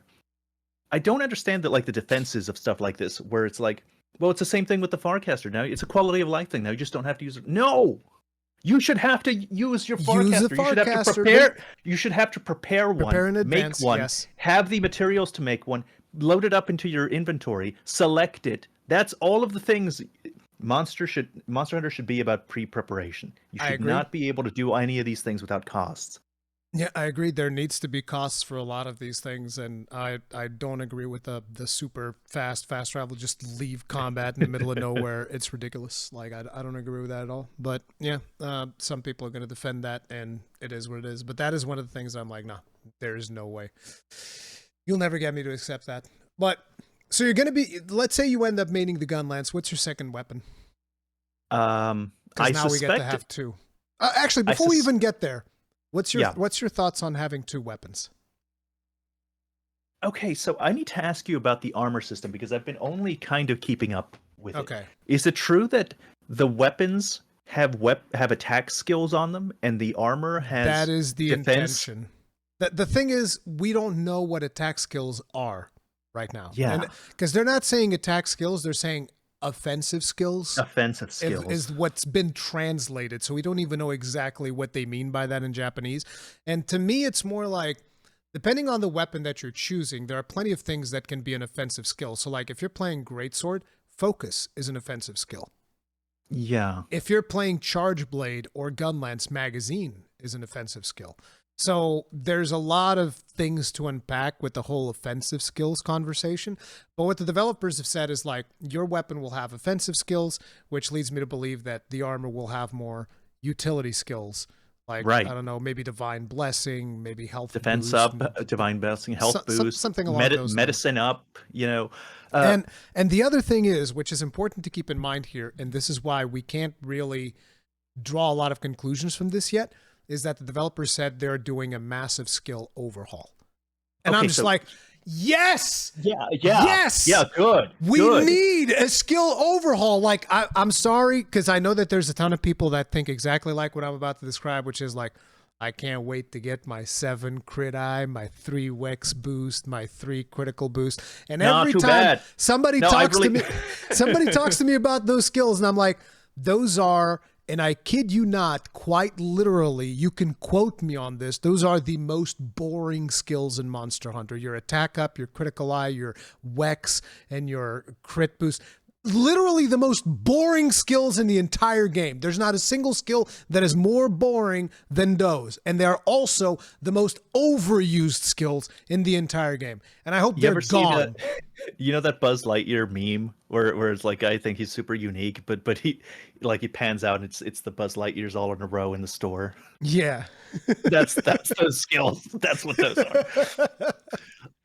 Because there's no way, I cannot imagine that if they're separating the skills out like this, that they're going to be 4 pages worth of offensive skills that you're going to be able to slap on every weapon. I don't believe it. Yeah. I don't believe it. This has to mean, I'm going to interpret this to mean that they're limiting, because even if the same number of skills total, you could put them on, because they're forcing you to take defensive skills now. They're making you take defensive skills now because your armor only has certain kinds of skills. So I'm assuming the armor can't have attack up. It can't have crit eye. It can't have weakness exploit. We don't know. Yet. I'm assuming. But based on those comments, that's how I'm interpreting it right now. We're speculating. So for reference, in the demo that I played, the weapons, the melee weapons, all had level 1 out of 2 speed sharpening. And the ranged weapons had level 1, I don't know if it was out of 2 as well, of ballistics. Those were the skills that were in the weapons. But again, I think that was mostly for the demo, just to showcase, hey, weapons have skills now. I don't necessarily I could see speed sharpening being considered an offense. I could see that being considered an offensive skill, since it I don't know. ties to being able to do more offense. I don't know if I consider speed sharpening an offensive skill, but yeah. It's definitely not something people would normally take for their offensive skills. Either way, if they're separating them out, and this has to mean that the amount of truly offensive skills you can take has to be not 4 to 6 pages long anymore. Yes. Which a lot of people will see as a downside, and I'm just like, no, this is what we need. We need less skills on the hunters. 1,000,000% agreed. So that you actively have, maybe even, and this is to my downfall in a way, maybe even force me to choose, okay, listen, you have this gun lance, which has magazine, and you have this gun lance, which has artillery, and you got to make a choice. You can have more shells, or you can deal more damage per shell. And I think that would be a meaningful choice. And everybody's going to be like, no, I have to have both. It's like, you don't know what you have to have. You know? You don't know. Oh, that's like my whole channel brand. You don't know what you like. You don't know what you want. That's the whole thing. Because like, the whole thing about everybody needing to have crit eye 7, attack boost 7, Wex 3, and crit boost 3. It's like, you know that if you put all those things together, you could basically just replace all of those with like plus however much damage on my weapon. And that's all of those skills put together. It's just like a skill that says plus 100 raw damage. And there you go. That's all of those skills put together. That's all they do. I don't think that's interesting. As a matter of fact, this is something that I'm planning to potentially make a video on, which is Have you ever thought about the concept that you should never, under any circumstance, be able to reach 100% crit chance? I think that would make me a lot happier. Yes. You Yeah. should. There should never be a scenario where you're allowed to get 100% crit chance ever. And the reason is because at that point, that's not a critical attack anymore. That's a flat damage boost. That's all it is. Yeah. It's no Yeah. longer a critical attack. Like I think that people have lost notion of what a critical attack actually is because they're like, well, I can reach 100% crit. This is great. No, this is the only way to go. When you get to a point where you can get 100% crit, there's no choice because crit's the best way always in every game. Like if you, for instance, to give you an idea, in Final Fantasy XIV, you want to know what everybody slots in their gear? And I mean everybody. Tanks, damage dealers, healers, everybody slots crit. That's what they do. Literally everybody. And when they can't slot crit, because there's a limit to how much crit you can have on every piece of gear, they slot direct hit. You know what direct hit is? It's a different type of crit. It's just it's like a critical attack that happens less often than regular critical attacks. So once they're done filling up on crit, they fill up That's on funny. more crit, which is So that I'm just so like, the second crit actually is the real crit because the first crit is just the normal damage. yeah, pretty much. They had to reinvent crit so that it existed again because all of the But yeah, so to me, it's like when you get to a certain point in crit just doesn't make sense anymore because it's just a flat damage increase and it's stupid. But I am just very Yeah. pro the idea that people are going to have to make choices as to what defensive Yes. things they're going to have. Yes. Like they are going to take defensive things, and now they have to make choices as to what defensive things you're also going to have. Because I think that we don't. You can't stop people from wanting to min max. Like it's a natural. I like to Yeah. min max. You know, it's Yeah, a me natural too. instinct to min max. But it kind of makes a lot of those other more interesting skills less used. You don't see it as often in your own builds. You don't see it as often in everybody else's builds. If you make them though, and there's a strict limit on how many things you can put onto your weapons that will increase your attack, and then you have to take some defensive skills, then we get to see them more often. You know, I get to see them in both my own builds and everybody else's.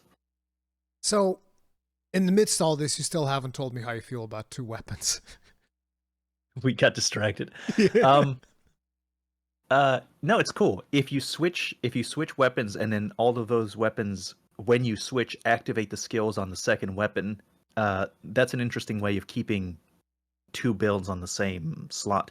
I'm assuming the armor is not going to be the same. The armor is just going to have the same whatever skills you have. So most of your damaging I stuff. don't think that the armor switches. All you're swapping Yeah. is the weapon.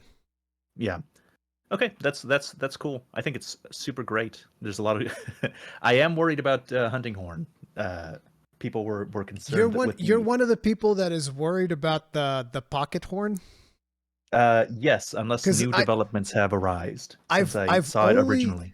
Because a lot of people that play hunting horn, they were like, why'd you ask that in the interview? And I was like, are you kidding me? I didn't ask that for me because I don't give a crap. I don't care at all, like zero. I asked that because literally everybody in the community was going, oh my God, pocket horn, hunting horn's like the most meta secondary weapon.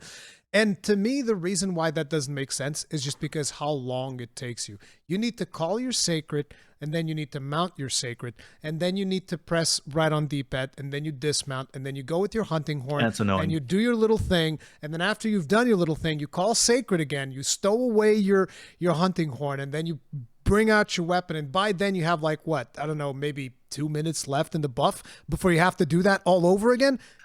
No. Like, No. here's what's going to happen. Speedrunners, they're going to do it. Most likely they're going to do it. But that's fine. Speedrunners are always going to find the most degenerate way to get as much possible attack as they possibly can. They're the guys who go heroics, fortify, do all the crazy shenanigans. And as far as I'm concerned, I'm like, let them do it. Who cares? I don't care. I'm not going to play like that. It doesn't mean It's anything. not- So to me, I don't care. The concern isn't that it's going to be. It's more like a weapon diversity concern. Like I would like to see, not everybody running the same things. And if something's too effective, then you're going to see a lot of. That's why The longsword thing was is- 20% of the Yeah. player base was using it. But The- that's fine. I would never use it. simply because the idea of buffing others makes me sick. There you go. Giving other people damage or any kind of benefit in during the hunt disgusts me. So I mean, the whole thing about that, like I said, I don't think that a lot of people are going to do it simply because it's annoying. Right. It's just annoying to play like that. I feel like if I wanted to play the hunting horn, I want to do the cool stuff that the hunting horn does, like the crazy bubbles that you see in the ground and then playing the tunes and the things are exploding all over the place. I would want to do that. That seems like fun rather than, oh, let me do doot all over the place and then swap back to my gun lance. That just seems like a bunch of hassle. Yeah. I also think that you asked and they answered, like they're I distinctly remembered that they said that they were going to do something with it. Like they're going to think about it. Wait, like something what, along the those hunting lines. horn? The devs said that they're going to think about, like they're going. What they said is that they've balanced the game. At least if I remember the answer correctly, they balanced the game in a way where that is not going to be the only way to play, and they're going to keep their eyes on it to ensure that that doesn't become like a dominant style of play. But he also said, like, listen, but at the same time, I don't want to. I'm not going to take it away from it. Yeah, yeah, because there's going to be hunting horn players that every now and then will want to swap to another weapon, and I think it would kind of suck if they're playing their dutes and all of a sudden, oh, I swapped to the other weapon and the dutes are gone. I don't think that makes a lot of sense. So yeah, I'm not really overly concerned about it simply because how inconvenient it is going to be to have to go through all of that just to get a couple of buffs that you could probably just as easily get with like demon powder, because that's what people really want. They want to tack up, you know. So okay, so let me answer this about the second weapon now, since we keep getting distracted. Okay, one of the cool things I liked about Monster Hunter, but never really played a part, because we didn't have the second weapon system, was stuff like, what's his name, Baroth. Baroth has mud covering his body, and when he has mud covering his body, he's weak to water, and the water will take the mud off pretty quickly. But then once you get rid of that part of the body, he's weak to something else. I don't remember exactly. It's either fire or ice. I actually just recently brought up this example in a video, and I couldn't remember either. But it's either fire or ice. That's the other thing he's weak to. And now that's really cool. Now we can switch weapons. Like we if we know a monster, we can get him. We can deal with like the effects that he's doing, because he's not the only one. There's lots of little monsters that have cool things like that. I think Kovacharoth. I think Kovacharoth was like that. She's weak to lightning. She was thunder in the beginning, and then ice in the end after she loses her cover. I really like stuff like that. So yes, that's what I'm going for. Things like that. Although I think it'll be less important for Gunlance since. So you're going to be playing 2 Gunlances, is what you're saying? Yes. Also, yes. Your explosions don't do flat damage anymore, do they? I think they still do. I'm not 100% sure because that requires a bunch of testing that I didn't have time to do. But yes, I think it's still true damage, but now it also scales, if that's what you're asking. It also scales. Yes, it scales. Like yes, stuff like attack. Yeah, now it scales. It's more like Charge Blade Files, which have always scaled with attack. I think that's kind of like what they're doing for Gunlance as well. Is there anything you don't like about how Gunlance is, or is it all positives for you? From what I've seen so far, it's like there are a couple of things that I'm concerned with. So you probably don't know exactly how each shelling style operates, but the only shelling style you've seen in Wilds is normal shelling. So normal shelling is the style that does full bursts. That's where it excels at. So let's say in Monster Hunter World, whenever you full burst, your shells in normal shelling deal more damage.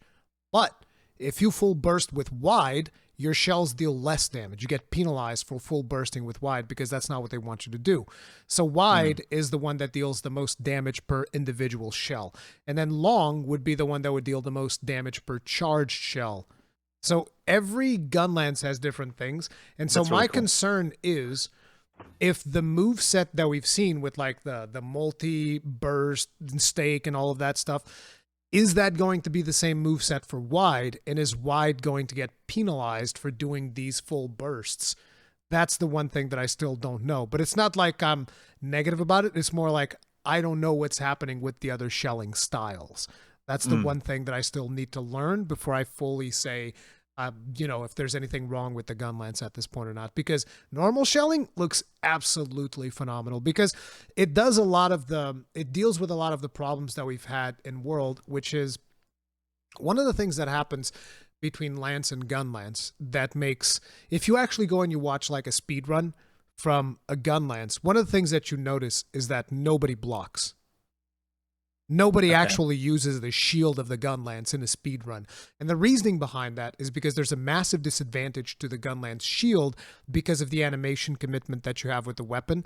The animation commitment is so long that it's faster to dodge out than to put up your shield to block. So there are attacks that you would be able to dodge, but you would never be able to block in time when you are recovering from a full burst or another move that your gun lance does. And this is why everybody that does speedrun will run evade extend or evade window instead of running block. Right. And that is one of the things that they are correcting in Wilds because it feels more responsive, more snappy to put your shield back up again. And the justification behind that is because now if you want to actually do perfect guards and stuff like that, as opposed to just regularly blocking attacks.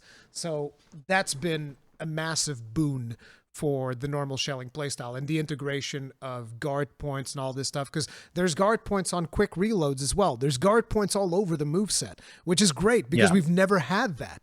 And it was always a problem where you're like, okay, here comes the full burst, and now I'm open for half an hour where the monster can just do whatever the hell it wants, and there's nothing I can do to stop it. So full bursting was a massive commitment, and therefore the changes that they're doing for Wilds to me are very, very positive with the integration of guard points and faster blocks and stuff like that. Sounds cool. The one thing that I would like there to be, because like the way you're describing, never played gun lance, but the way you're describing it was that the shield was just never the right option. Like it was almost never the right option to block. There's certain situations where yes, shield will work, but most of the time, if you can get the timings of evade window, like everybody would always go for evade window. I was one of the few people that liked blocking, and as a matter of fact, blocking is so incredibly bad in Sunbreak. Yeah. Let me tell you, I would put like 11 points into blocking and still get punished for blocking. Because you can put 11 points of skills into blocking in Sunbreak and still get punished for blocking. I'm like, that's ridiculous. That doesn't make any sense when you have other weapons that can just counter moves. And their counter just gives them a million invincibility frames, and they just get out of everything. And I'm like, sorry. I'm sorry. I'm not even bringing up any specific weapon because there's a ton of weapons that have counters like this. Yeah. So it's like, I know that people are like, oh, here comes about longsword again. It's like, no, that's on you guys. You guys are the ones that are like triggered by it. I'm talking about several weapons. Your own like guilty conscience makes you think I'm talking about you. Exactly. That's between you and God when you.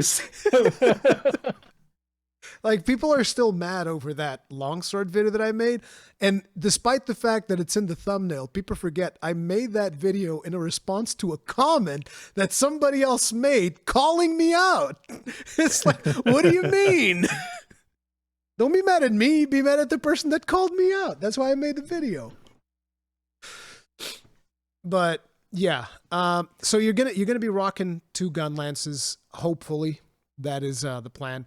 I've still been. I'm hoping there's a reason. I'm hoping that there's like situations where you would want to block, and also still situations where you would want to dodge. Yes, that's fine. That's my optimal hope for how it works. Like I wouldn't want it to be like, oh yeah, blocking now is always the right answer, whereas before it was always dodging. It'd be cooler if like, okay, it's more effective to block this, but then you really don't want to block that, or you should try and avoid blocking that. Now you can dodge this. That'd be nice. It's like, to give you an idea. As somebody who's done a bunch of attempts on Fatalis recently, blocking is a 50% chance of it becoming a death sentence. Because, like, imagine, he does something like a fireball, and you're like, oh, I'm going to block that. But then he does another fireball, and you're like, well, can't do much, got to block this one too. And then he does another one, and another one. And then he does his cone breath. And then you're in a corner just sitting there dying to chip damage despite the fact you have guard 5, guard up. Doesn't mean anything. He doesn't care. I actually didn't appreciate how some of the attacks work. Like I've always not understood why people are so salty at longswords iframes and it.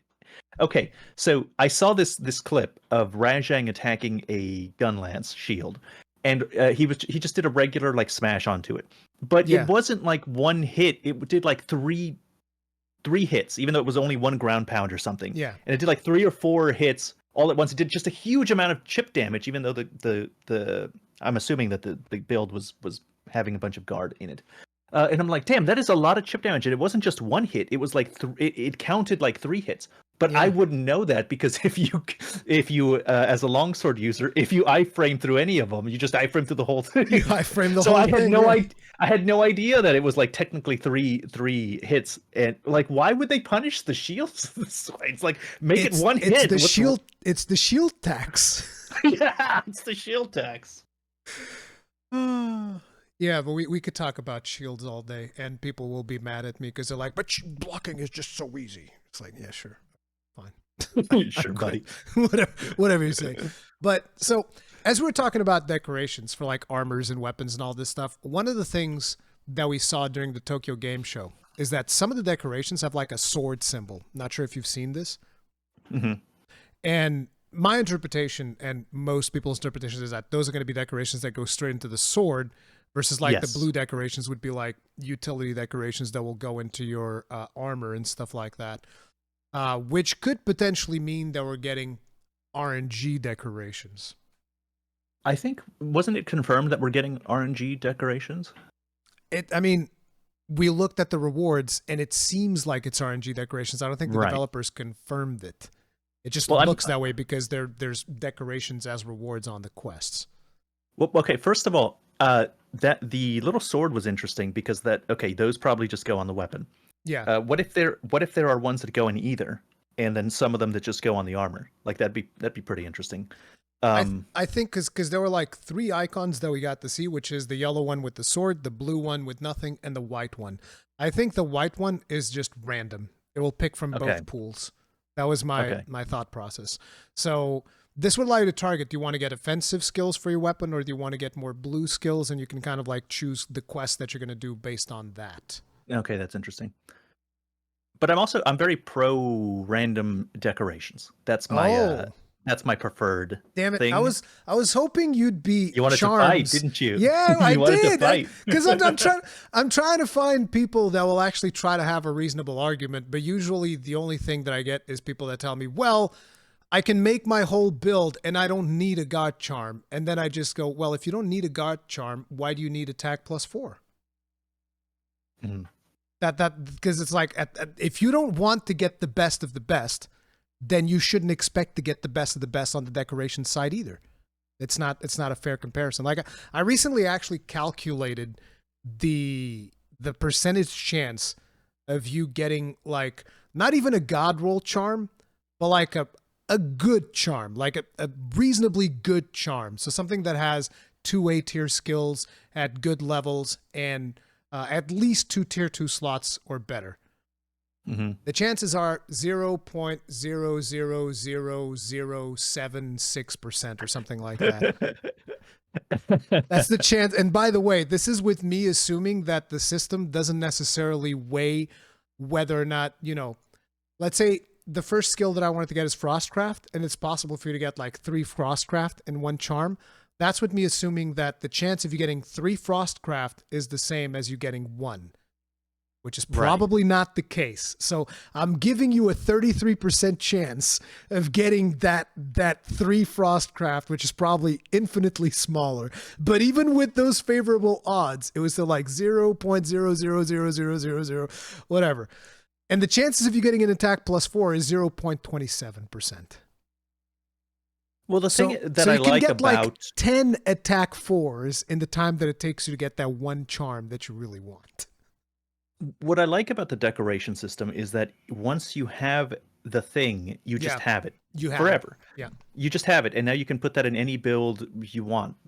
You can switch it up. You can take that decoration and put it elsewhere. And so I like this idea that you're slowly throughout the course of playing this game, you're slowly building up your inventory of decorations, and now finally, when you get to the end game where they actually matter more, now you have this nice thing. And then the next time you get, oh, finally I get a little attack up decoration. I got this thing that I wanted.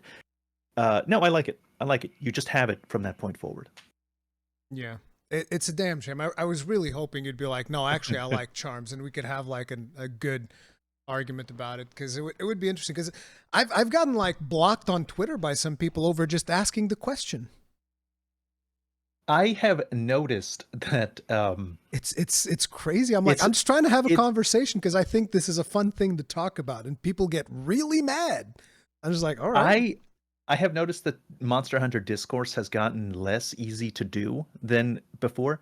When I started doing Monster Hunter content way back during the height of Rise popularity, I found people really nice. I've gone from community to community talking about specific things, and what I thought was like Monster Hunter community best peak, the best one, easiest to talk to, most friendly.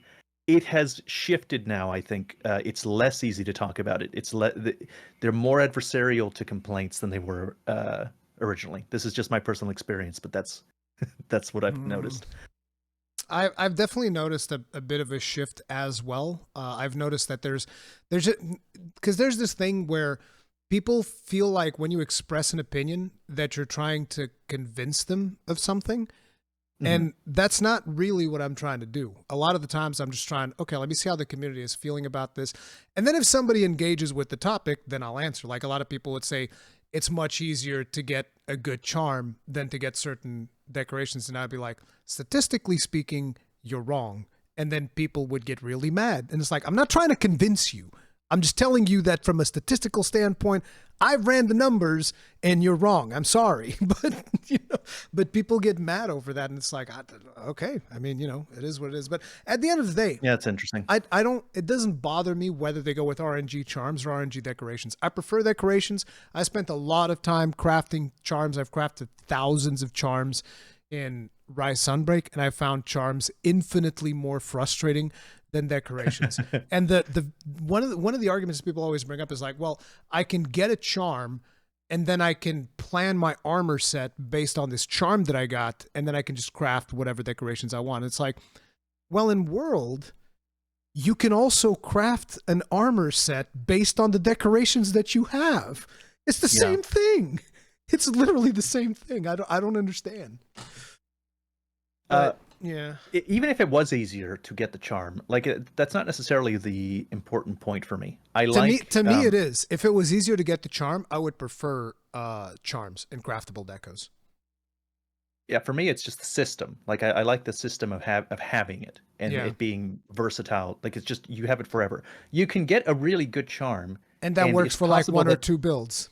Yeah, and then it's worthless for everything else that you're going to do. Yeah, exactly. It's possible. It's possible to get a god charm that only functions on a specific build type. It's also possible to get a god charm that just works on everything because it has like attack +4 or something. And I mean, then, like the thing is, even if it has attack +4, most of my builds in Rise and Sunbreak don't use attack. I don't care about attack. I don't need attack. Right. I don't need attack. Right. I don't need Wex. I don't need any of these things. I want and other so you things specifically, in my charm. You'll want the versatility that comes with just decorations being random. Exactly. I also didn't like the melding system. I hated the melding. I cannot the melding system. Stand the melding system. Yeah, it is. I don't want to go over to the give me my reward at the end of the thing, like decorations. Give me my reward. I think everybody agrees on that one though. The method of acquisition of charms was miserable. Yeah. Even people that prefer charms, they will also acknowledge like, yeah, but melding them was annoying as crap. And just like, then you have to look through all of them and then you have to lock a couple of them up because like, okay, I might use this one. I might use that other one. It's like, oh God, no, it's so bad. I hate it. Just thinking about it. Oh yeah. Yeah. And then like the dozens and dozens and dozens of charms that are laying around. It's like, maybe I want to use this one in this situation. No. And then you never use them. Yeah, and then the decorations they're always useful, and you can just you make a loadout, and then it just slides in. It slides into the loadout. You make a different loadout. It slides in anytime you want to switch between them.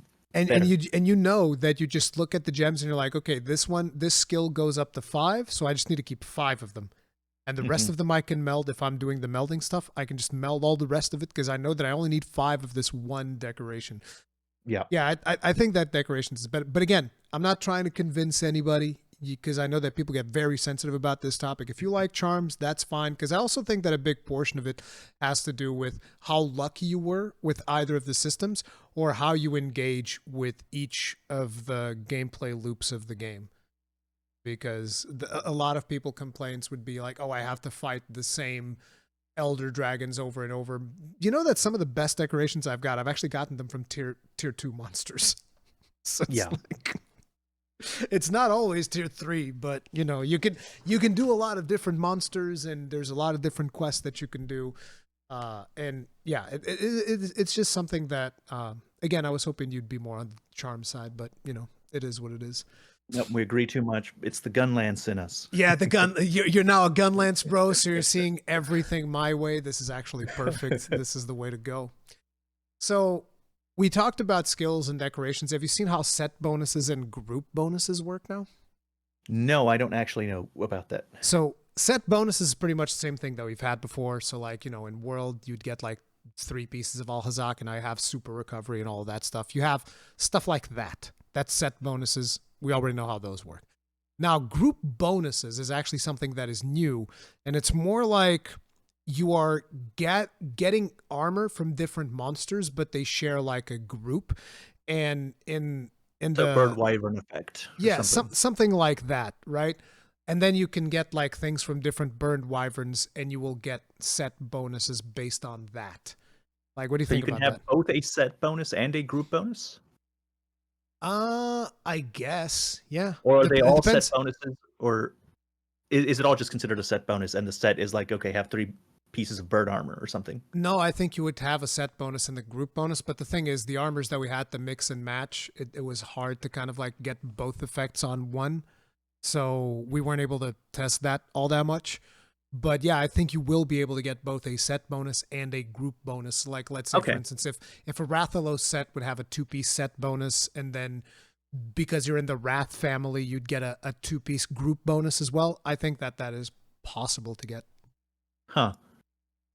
Well, I'm cool with it. I'm perfectly fine. The only thing is that in Monster Hunter Rise Sunbreak, it got a little crazy with what the bonuses did.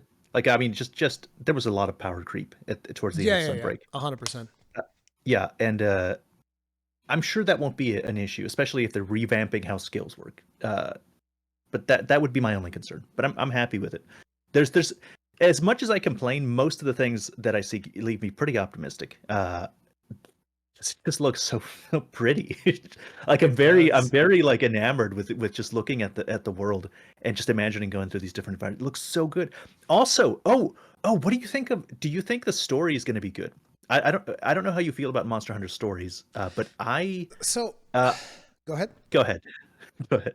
No, I want you to finish. Okay.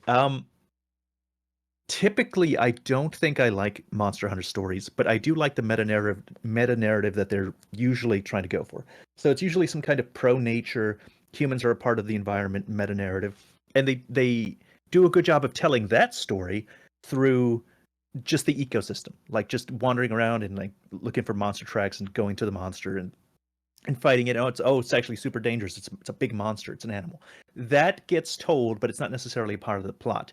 The only plot I've ever enjoyed was For Ultimate's plot. Yeah, World, For Ultimate has the World, best story. I've said multiple times. It's my favorite story. yeah, World. I don't think I ever liked the plot of what was happening. It took itself really seriously, and it wasn't really saying anything worthwhile. And it did a better job of explaining what it was about through just the gameplay. Just the experience of being out in the world and hunting.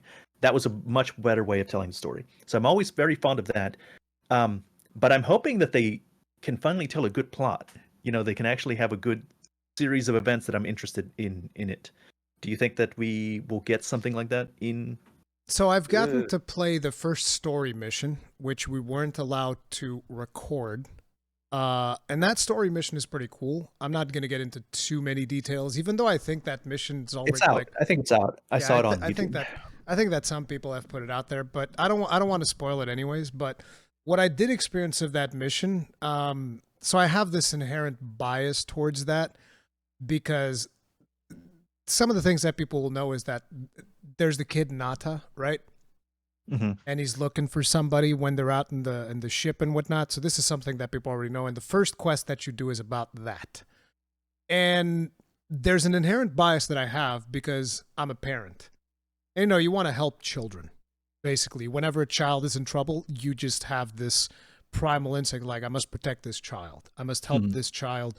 That's just something that gets embedded into you as you become a father. You would, most parents that are well balanced in their head would never hurt another child, basically, and they would want to help children. And so, therefore, whenever those themes are present, that is going to be something that I'm going to have an inherent bias to. So I really enjoyed what they were telling of the story and the way in which it was told and how that first mission plays out, even though it's a super simple mission where you basically beat up a Chattacabra, which Chattacabra is the punching bag of Monster Hunter Wilds. That poor creature gets abused. Like, at one point I was playing with a Lance because I was testing out Lance. And I just beat that Chattacabra so bad. He barely did anything. That poor creature. He barely moved. So he's the great Jagras. Yeah, he's the great Jagras of Monster Hunter Wilds. But the mission itself was kind of cool. There's like this chase sequence, and then you save this other thing, and you know, stuff happens in there, and I liked it. Now, is that going to be like that all the way throughout the whole story? I don't know, but we have obviously the Ace Lancer in there. Fabius, which is, referencing 4 Ultimate. And there's other references there to 4 Ultimate, like we've discussed with Gemma, clearly alluding to Little Miss Forge. And there's, the Sand Skiffs, all of these things. Do you think that she's just referencing Little Miss Forge, or she actually is? Or she is Little Miss Forge? I have no idea. I don't. You don't want to open up that can of worms. It could go either way. It's like right. I would like her to be a Little Miss Forge. I think that would be really cool if they would bring back a character like that. But at the same time, that was actually one of the questions that I've had. But I was advised by the translator that like you're probably not going to like the answer, and I was like, it's okay. I have 50 other questions to pull from. It's okay. It's like when I started the interview, I even told him like, hey, listen. I have enough questions to be here all day, so give me a tap in the shoulder like 5 minutes before you want me to stop so that I can start wrapping things up. But yeah, it's like I would like to see them do like a really cool story, a story that has actual stakes in it. Like, for instance, I would like to see a character die in Monster Hunter. Yeah. Which is something that we usually don't see. Like, we hear about it in stories, like about the Rule of 4. I don't know if you've ever looked up the Rule of 4 and how that's because somebody died in a hunt and there was 5 hunters and therefore, and that's why all parties go out in groups of 4. I have heard that, yeah. Yeah. So it's like, we've heard about deaths in the story, but we don't really see them in the games. There's not really that much tragedy happening in the games. And I feel like a good story, we need to kill somebody off. Somebody's got to die. I think I'm hoping we see a death. They have a potential of telling an interesting story. In 4 Ultimate, there was some after World. I played 4 Ultimate. I actually streamed it. There was a part where you're fighting the rusted Kushala Daora, and it's this big siege fight. And I think the Ace Cadets commander guy, the guy with the dual blades, he pushes him out of the way. Yeah, Julius. He pushes him out of the way and gets hit by the Kushala Daora's wind. And then I'm like, oh my god, that's what they were doing in World, where he pushes you out of the way because he had learned how to do it, and he pushed you into safety. And I was like, oh, that's great. If he had died there, I would have loved it even more. Exactly. It was actually if Aiden had died, wouldn't that have been way cooler if they had killed Aiden in Fatalis? I would never have forgotten that moment. I would never have forgotten that moment. I feel like the team is scared to make. I feel like the team is scared to make those sacrifices. But at a certain point, you gotta kill somebody. Good. They know that it's good because they had the moment. They had it as a parallel to what happened before. If he had died in that moment, I would never have forgotten him. He would live on in my heart forever. Exactly. Because he was actually super cool in that fight. Like in that part where the pre-Fatalis part that you had to do on its own. First of all, that was actually pretty hard. It was a difficult section because Fatalis is hard. And he's actually fighting and helping you, and you can see him. It was actually really good. I loved it.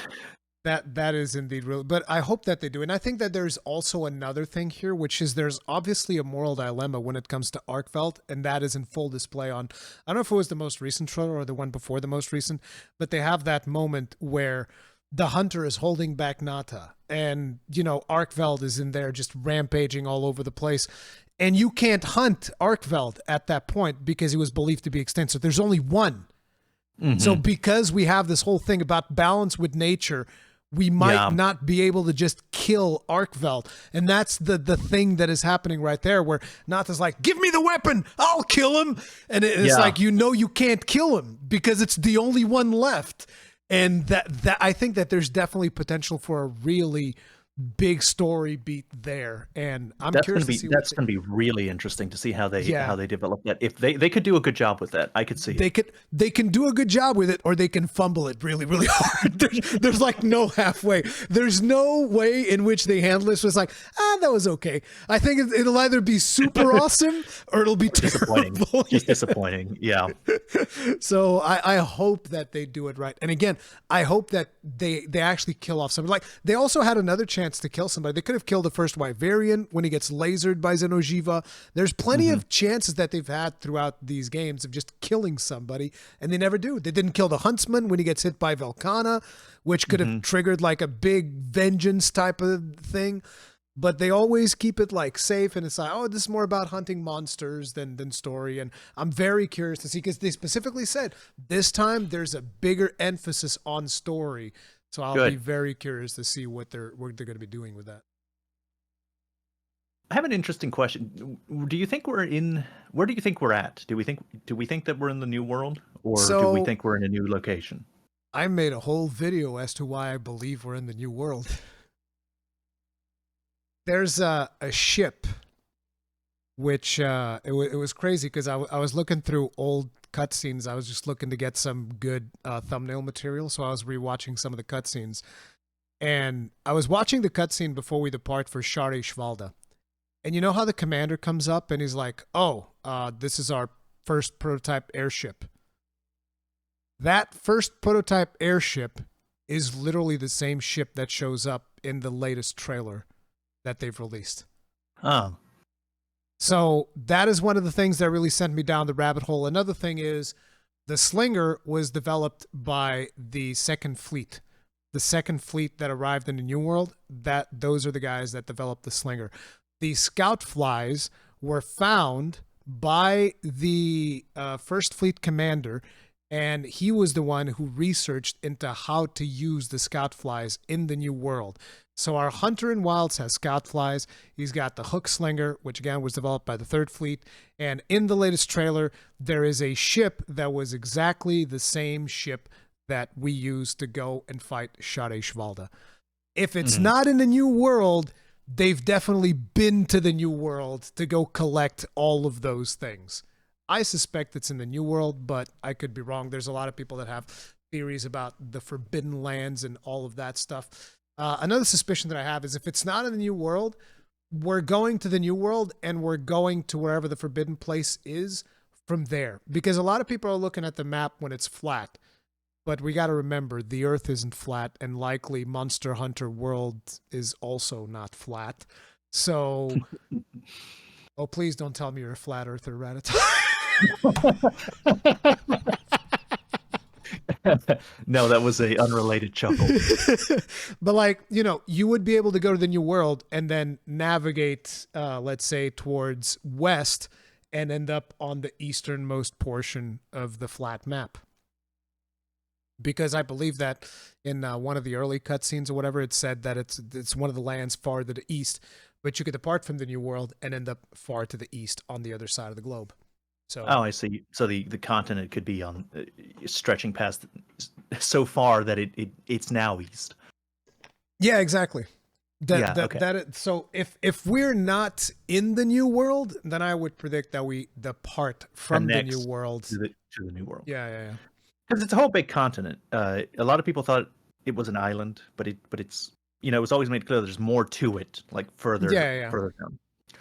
I assumed we were in the New World when I first saw it. I don't know if I still think that. I don't have strong feelings towards it, but I do think that it made thematic sense when you first saw it, because like it seems to show itself as a new frontier. It's this whole new frontier. And so when you have the New World and you have this, it's the Forbidden Lands, New Frontier, if it's forbidden, that does muddy the water on it. But before I heard that, I thought, oh yeah, it's clearly the New World. Absolutely, New World, it's just deeper into the New World. That's in uncharted places. But the Forbidden Lands.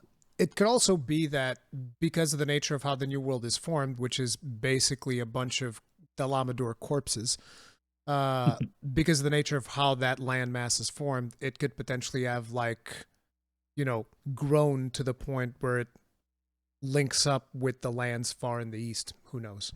But again, if we're not in the New World, I would expect us to depart to the location from the New World. That would be my expectation. But again, I could be wrong. I don't actually know. How many monsters do you think we're getting in it? 40. 40?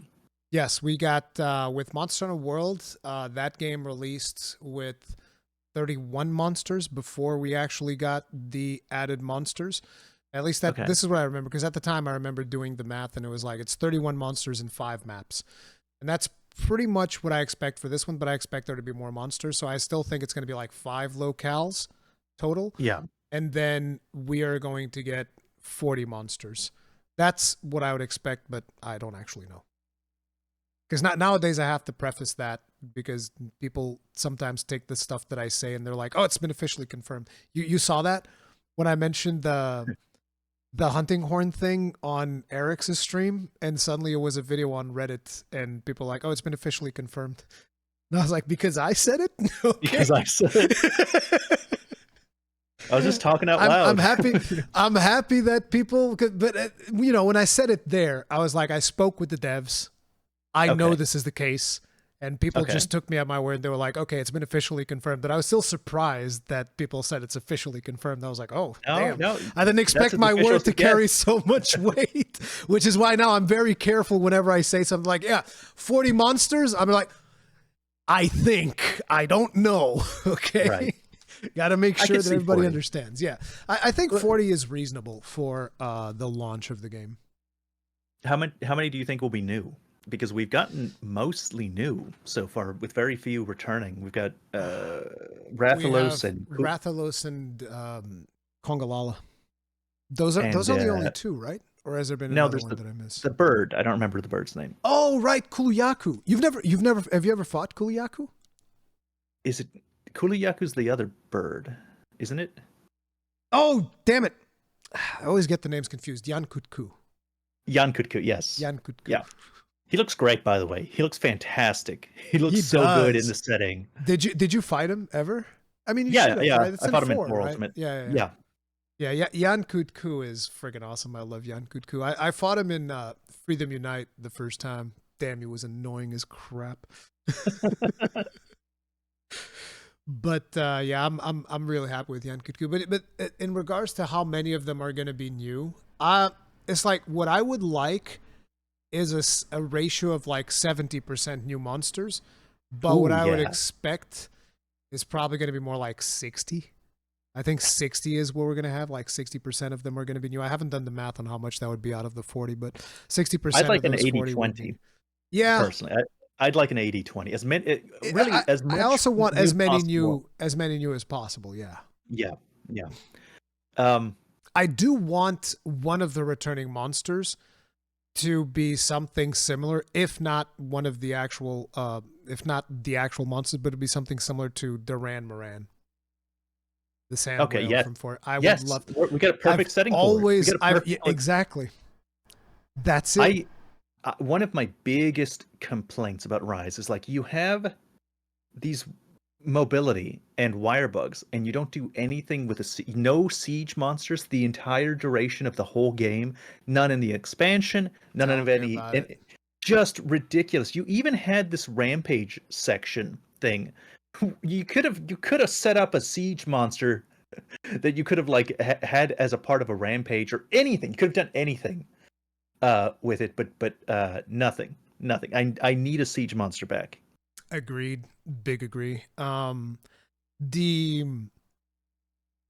whole at the end of Sunbreak. Wait, was it Sunbreak? Yeah, at the end of Sunbreak, there was actually one part that I was so hopeful because you see the big ship, And you see, is he the admiral? I don't know if he's Yes. an admiral. Yeah, he is an Yeah. admiral, right? Gallius. You see Yes. the admiral on the ship, and I'm like, we're gonna fight on the ship. Look at the big ship. It's got dragonators and everything. It's gonna be so good. Oh man! And then it's like, no, actually, you go inside this hole and you fight the monster. And I was like, oh man, come on! There's a big ship. I mean, the fight is fun. I still like the fight. The fight's really cool. But It like, still felt a little CG, but it wasn't exactly what you were hoping for. I really, really wanted the friggin' like a siege on the boat. Like, I'm Portuguese, okay? Ships are in my blood, all right? I was so ready for a big sea thing. Did you ever play Lost Planet 2? Yes. Wait, I'm so surprised. What? Yes, I love Lost Planet. Oh my god. That threw me off. I did not expect. I was expecting like he's gonna say no, and now I get to explain about the awesomeness of Lost Planet 2. You just skipped that whole part. It's like I don't have to explain to you how awesome Lost Planet 2 was. This is great. Yeah, like those those ones where you'd be on like the sand ship, and one of you would have to go and pick up the bullets to put in the cannon. The other one would shoot the cannon. Like, I love stuff like that, but I don't think I wish that's they would make a new one. I wish they would make a new one. Like 2 though, not like 3 or 1 again. No, I want another one like 2. They should just reset the series and say, okay, none of that happened, but we're reusing the setting. Like we got a cold planet, we've got the bugs that do heat, but we can ignore all the things that we did. We messed up. Yeah. We messed up. Let's do it again. We'll start it over. Run it back. Oh man, that'd be so awesome, dude. Another Lost Planet game. Oh my god. Cuz basically Lost Planet is Monster Hunter but a third-person shooter. Mm-hmm. That's it. It's Monster Hunter, but it's a third-person shooter. It was awesome. You know, that's funny. It's like it's the remnant. It's the remnant of like the remnant. Souls-likes have a remnant. You know, Souls-like have a remnant for them, and Monster Hunter has Lost Planet 2. Except it never got popular. Oh man, I still remember seeing the reviews on Lost Planet 2, and I was like, man, I don't know what these people are talking about, because that thing got slammed by reviewers. Everybody wanted like the same thing as 1, and they didn't want the co-op thing. But I was like, bro, I love co-op in this game. This is awesome. A friend of mine got me into it. We'd be playing that game over and over and over, and we had a blast every time. Friggin' sweet. They could make money off it. They could do it again. They could make it good this time. Like, I don't blame people for not liking it. It did. There were a lot of things about it that sucked. There was a lot of things about that series that was bad. But I'm very pro them starting over. Come on, Capcom. Yeah, let's get it done. So, what do you think about focus mode? I was apprehensive at first, but now that I see it, I'm like, okay, no, it's fine. I'm perfectly happy with it. Despite the fact that greatsword users can do 180 true charge slashes? If the greatsword users aren't unhappy about it, then, you know, that's none of my business. That's none of my business. I'm not gonna use it. So. But if they're okay with it, then perfectly fine.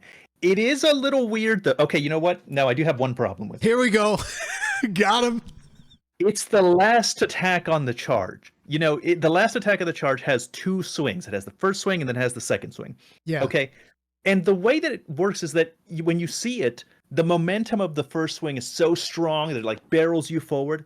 But you can see the hunter like do the first swing, and then he can still angle it 180 degrees for the second swing in a different direction. That bothers me a lot because, first of all, it looks ridiculous. It does look ridiculous.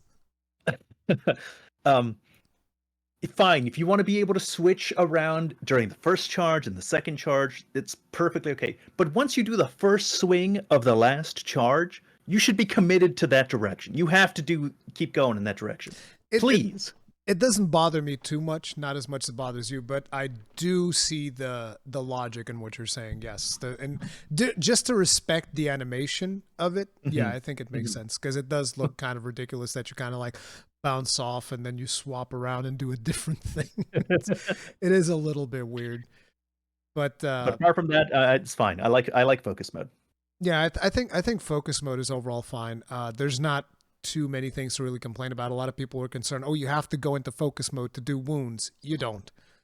Regular attacks do wounds so long as you hit long enough. You don't even have to go into focus mode to see the wounds. It just makes it easier to see if something is wounded. It highlights them. The wound is actually there. You can see it physically whenever it happens. So that's not even a big problem. And Besides focus mode and the wounds, then you have the focus strike. The focus strike is so cool. I love the focus strike of the gun lance. Anyways, I haven't. I think I also did a focus strike for a lance, but the lance focus strike is just like a big shield bash, from what I can remember. I think that was what won me over to the gun lance focus strike, The and drill. yeah, and the clagger. There's no claggers. Not clagger. You know when you block the Doshaguma's I know mouth what you're attack, talking about. The clash. the clash, yes. Yeah. The Doshiguma clash, and you're like blocking with your shield, and you're like you have the shield over your face, and then you smack it with the gun lance. That was cool. No, you got to say it totally though. First, you reload to make sure that all the shells are in there, because he does a quick reload while he's blocking. Yeah. He goes like, "Oh yeah, wait a minute." Boom! It's so good. Amazing. It was so sick. I've never seen such. It's like watching something out of Space Marines too. Yeah, dude. He just like shoves the gun lance in there and boom! It's like beautiful. I loved it. Yeah, that's what won me over.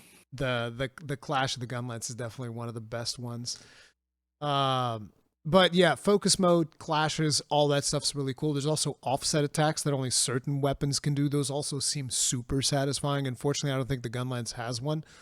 Mm-hmm. That is for great swords, switch axes. And I forget which other one. I think the hammer probably will have one of those as well, I would imagine. Mm-hmm. But yeah, big, meaty weapons like that will have those. But those are pretty cool. Did you notice the new monster strength system? I don't think so.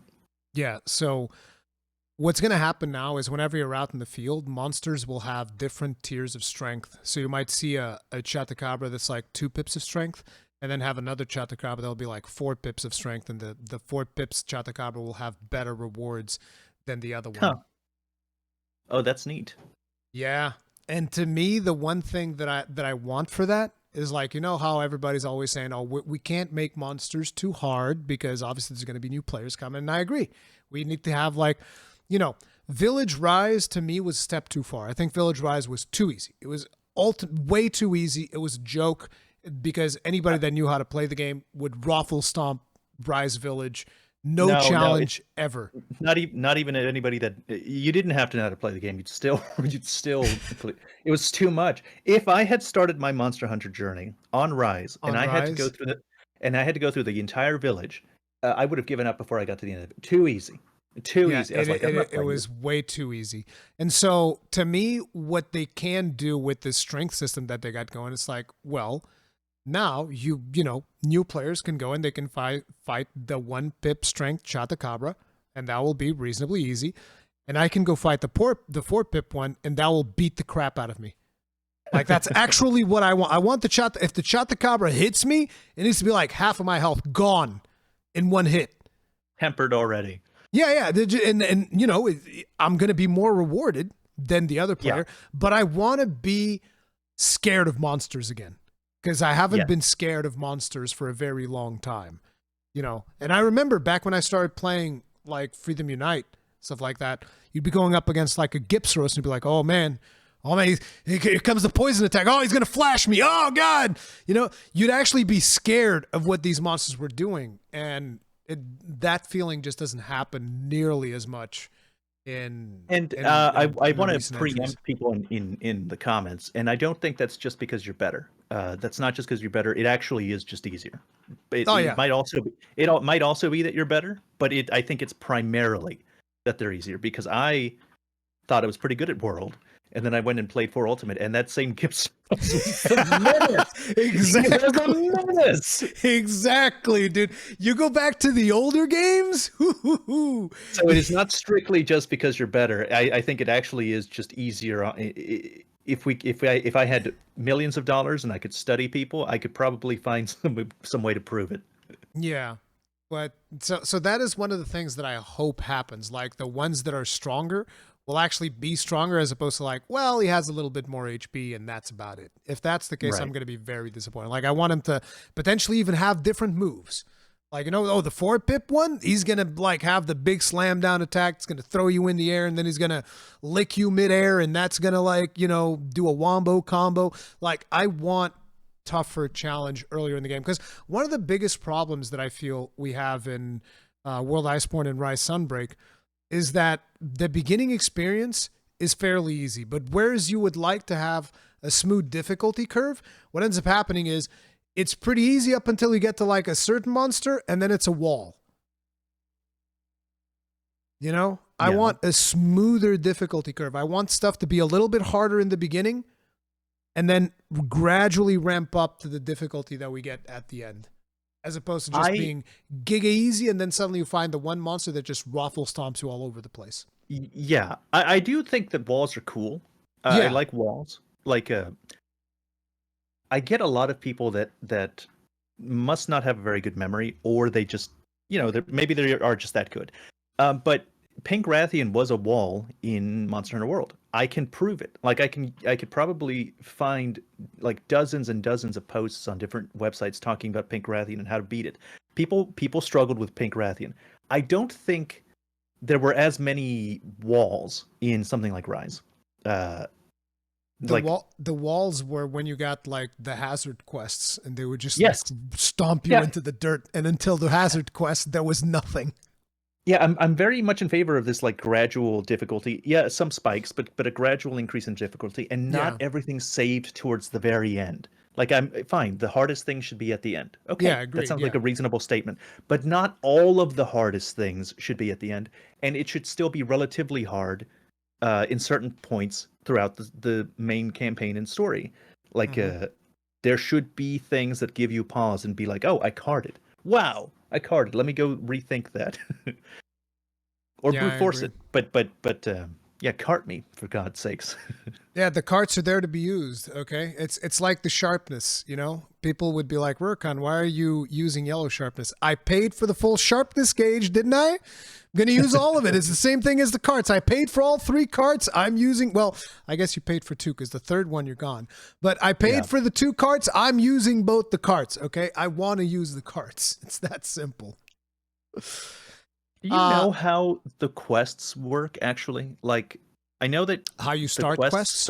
You start them just by attacking them, but like... There's 3 ways to start quests now. So you can start them by just attacking the monster, which is how you start a quest in the field. Or if you saw the map that they showed in the Tokyo Game Show, there'll be an option to start quests from there, because you'll see like a list of rewards for hunting the monsters. You can click the monster and start a quest that way, or you can just go back to a counter and you can just start the quest at the counter like you've always done. What happens if you run out of time? I don't know. I imagine the monster goes away, but I don't actually know what happens if you run out of time. But I do know that the timer starts when you begin the hunt. The thing is, you have like this forecast system that tells you everything that is going to happen. So it tells you like, okay, at this point, like 15 minutes from now, inclemency period is going to start, and at that point this monster is going to show up, and at that point there's going to be an upsurge in paratoads, and so you have all of this forecast detailed, so they can open up the forecast and you can imagine you're hunting with somebody else, and you can just all team up and be like, okay, so right now we're going to hunt Chatakabra, and then this Doshiguma here that's like 3 pips of strength's going to spawn. He's got cool deco rewards, so we kill this Chatakabra, flow into this Doshiguma, and then that's right about the time that the Raidao is going to appear, and you can basically organize like 3 hunts ahead as to what you're going to do based on the forecast of monsters that's going to show up. Okay, that's neat. I'm just a little curious as to what constitutes a failure. Like if you cart 3 times, does the monster go away? Because it's kind of like an open world now, and I would assume the monster leaves, because that's the only thing that they can do to punish you. Because if the monster stays, it's like, okay, I carted 3 times, I'm just gonna go back and kill him now. So who cares? Or re-heals maybe. Yeah, I know that there's one way that 2-6 and Paradise were telling me that this system can be abused, which is, say for instance, you have to fight something really hard, like a Kirin. So you would start a quest, and let's say you start a quest with a Chatakabra that happens to be in the same location. And then you go and you beat the crap out of that Kirin. And imagine you cart 3 times. Oh, you failed the Chatakabra quest. Too bad. That Kirin is still with the same health Still that he had hurt. before. It still and so hurt. then you start another quest with another monster, and you go back there, you beat on that Kieran some more, and then eventually when you see, okay, this Kieran's about to die, you cancel the quest, and then you beat on the Kieran until it starts his quest, and then you kill him. Oh, wow. That's one way that people can potentially exploit the system. I don't know if there's going to be like something in place to prevent people from doing that. But to be honest, I don't think they should even concern themselves with that, because like, look, people that want to be degenerate, they're going to be degenerate no matter what you do. They're going to figure out some degenerate way of hunting monsters. And I say let them be degenerates. It's a video game. Who cares? I don't care. So did you know that we're going to have 16-player lobbies back? That's been confirmed? Yes. Now, one of my concerns, and this I think is not going to be in the game, is that I don't think we're getting a gathering hub. No gathering hub, and instead just like everybody, like in Rise, in the village. Yeah, everybody in the village. I think that is what's going to happen. But I want a gathering hub. I want my special little clubhouse where I go hang out with all of my friends. I want to see them. I want to see them in camp, sure, but I want my little clubhouse where I go and I hang out with my friends. The future's now, old man. Damn, you don't care about the gathering hub? I didn't start with like the older games. I started in World where the gathering hub was kind of annoying to deal with. Oh God, no! I want my clubhouse. I was so frustrated when Sunbreak didn't add a new gathering hub. I was like, oh, what do you mean? Oh yeah. What do you mean? Because Celiana had a new gathering hub, and I was like, oh, this is awesome. You look at the zone and got like the little the pools of warm water and stuff, and I was like, oh, this is awesome. And yeah, we didn't get that for Sunbreak. I was very disappointed, and I don't think that's happening. Okay, what if they include the gathering hub, but it's just part of the map? So like there's no loading screen transition. So just imagine how they're doing everything else. And so they do technically have a gathering hub, and it's up there, and it looks exactly the same as it does in World, but you can also walk to Astera. That's fine. Okay, then that's perfect. That's fine. I'd be happy with that, but I just want one location that's considered the gathering hub. That's what I want. I want to go there and I want to arm wrestle somebody. Because that's what you go and you do in the gathering hub. I just miss that more social aspect of it. My suspicion is that, you know how we've seen two camps, right? The one in Windward Plains and the one in Scarlet Forest. I think that the Windward Plains camp is going to be the one for our unit, which is Team. I don't know if it's called Teams or Avis unit or whatever it is, but we're Avis, and I think that the Scarlet one is going to be the Astrum team's base. So Olivia and Athos and what's his name, Werner, and I forget the name of the researcher guy. But yeah, I think that's going to be their thing. And I suspect that they're there to make sure that we don't learn too much about what the Keepers were doing. I'm thinking that the way that the villages, I guess the encampments will work is that in certain parts of the story, it will want you to be in this village, but you can be in the other village. Yeah. And then the other parts of the story, okay, we're over here, we're doing stuff in this around here, so it'll start you off there, and then you're encouraged to be there.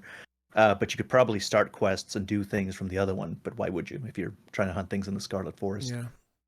And the other thing is that they're apparently making a new type of party system where, say, you and me, we can be partied up, and you can just be out in the world and hunting, and I can be doing like the single player storyline.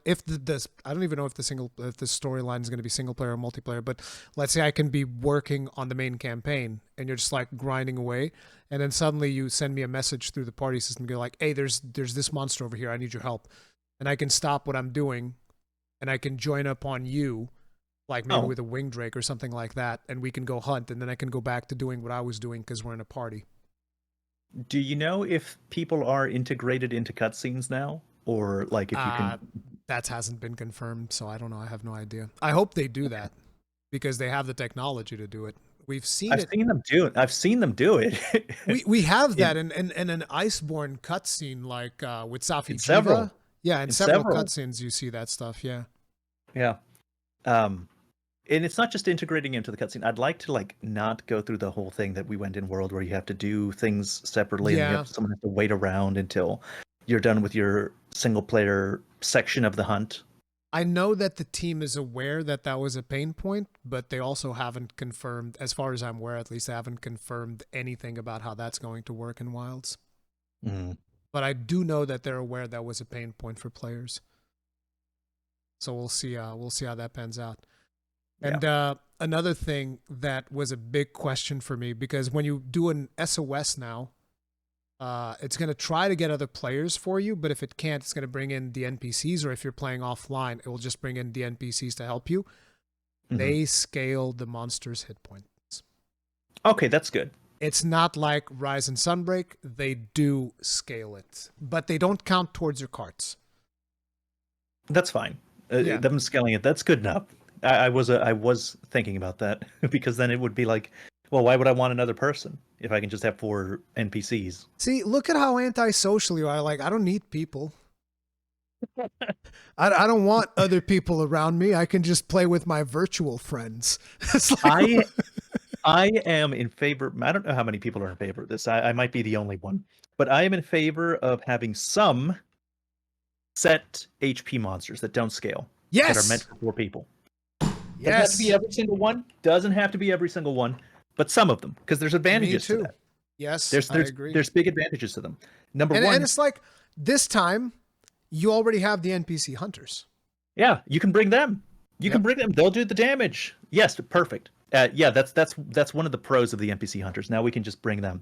And if these specific monsters don't scale anyway, you might as well bring them. That's the thing that I like about set HP monsters that are scaled for 4 people is that then everyone is there's no burdens. Everyone is welcome. Any damage that another player does, that's damage that you didn't like. You were going to have to do anyway. You know, there's nothing about them unless they cart 3 times, I suppose. But it's like that's one of the things that I always brought up with particularly with Rise Sunbreak, because in Rise Sunbreak I feel like I rarely played multiplayer, because whenever you would bring more hunters in, I feel like in World sometimes the monsters were still able to put up a bit of a fight, but in Rise Sunbreak you would abuse, like, say you're going through the beginning of hub quests. You bring in 4 players. There's nothing a monster can do. There's literally nothing. They can't do anything. Even if the players don't know what they're doing and they're just like mashing triangle with whatever weapon, the monster won't move. It's just like, oh my God, it hurts so much.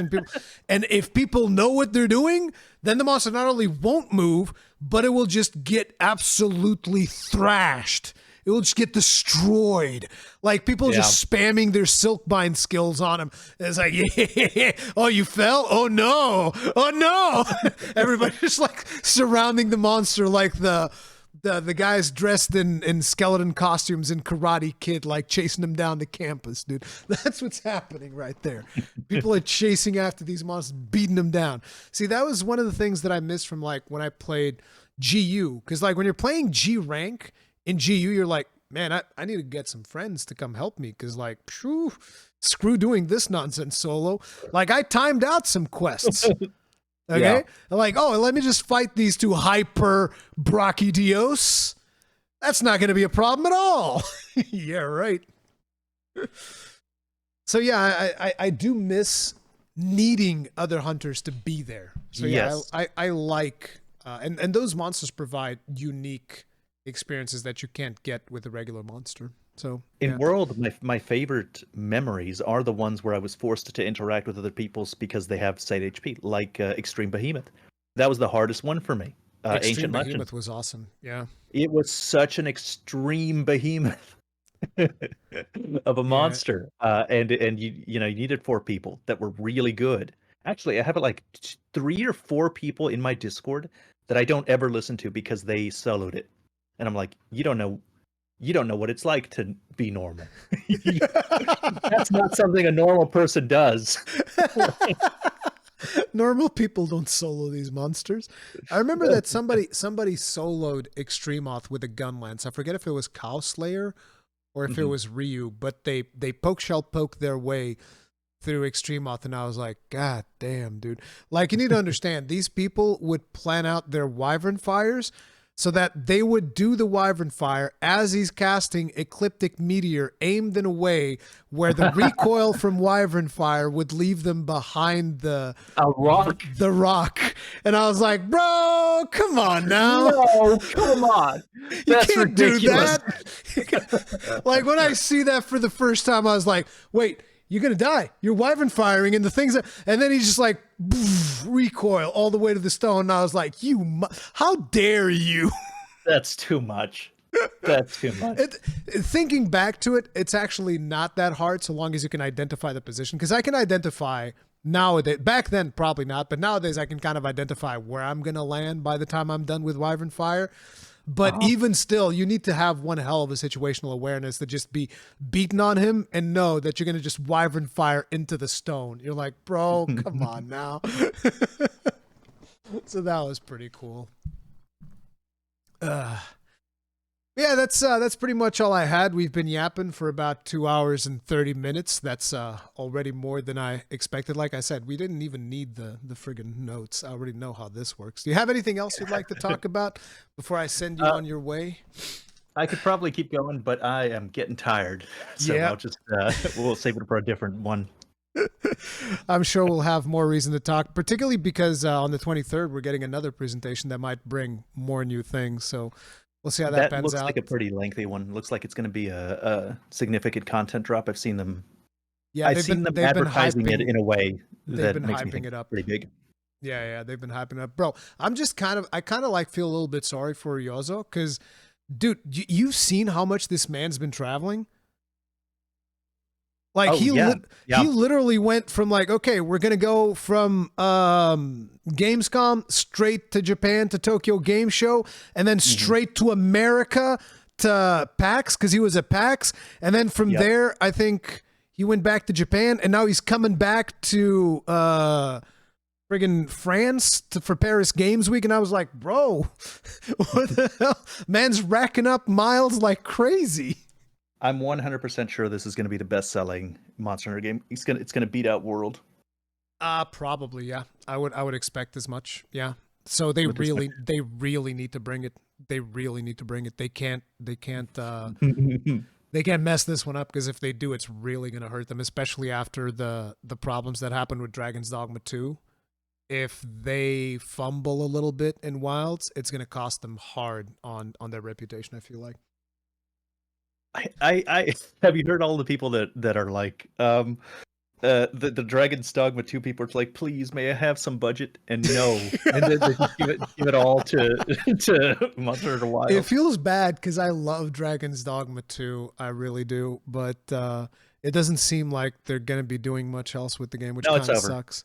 It's over. No DLC. I hope it's not over. I hope it's not. It's so over. You gotta let it go. Jesus. You gotta let it go. You really are a doomer. Like, what the hell? No, man. There's no DLC. It's not coming. It's over. It's not coming. They're busy. Busy making Wilds.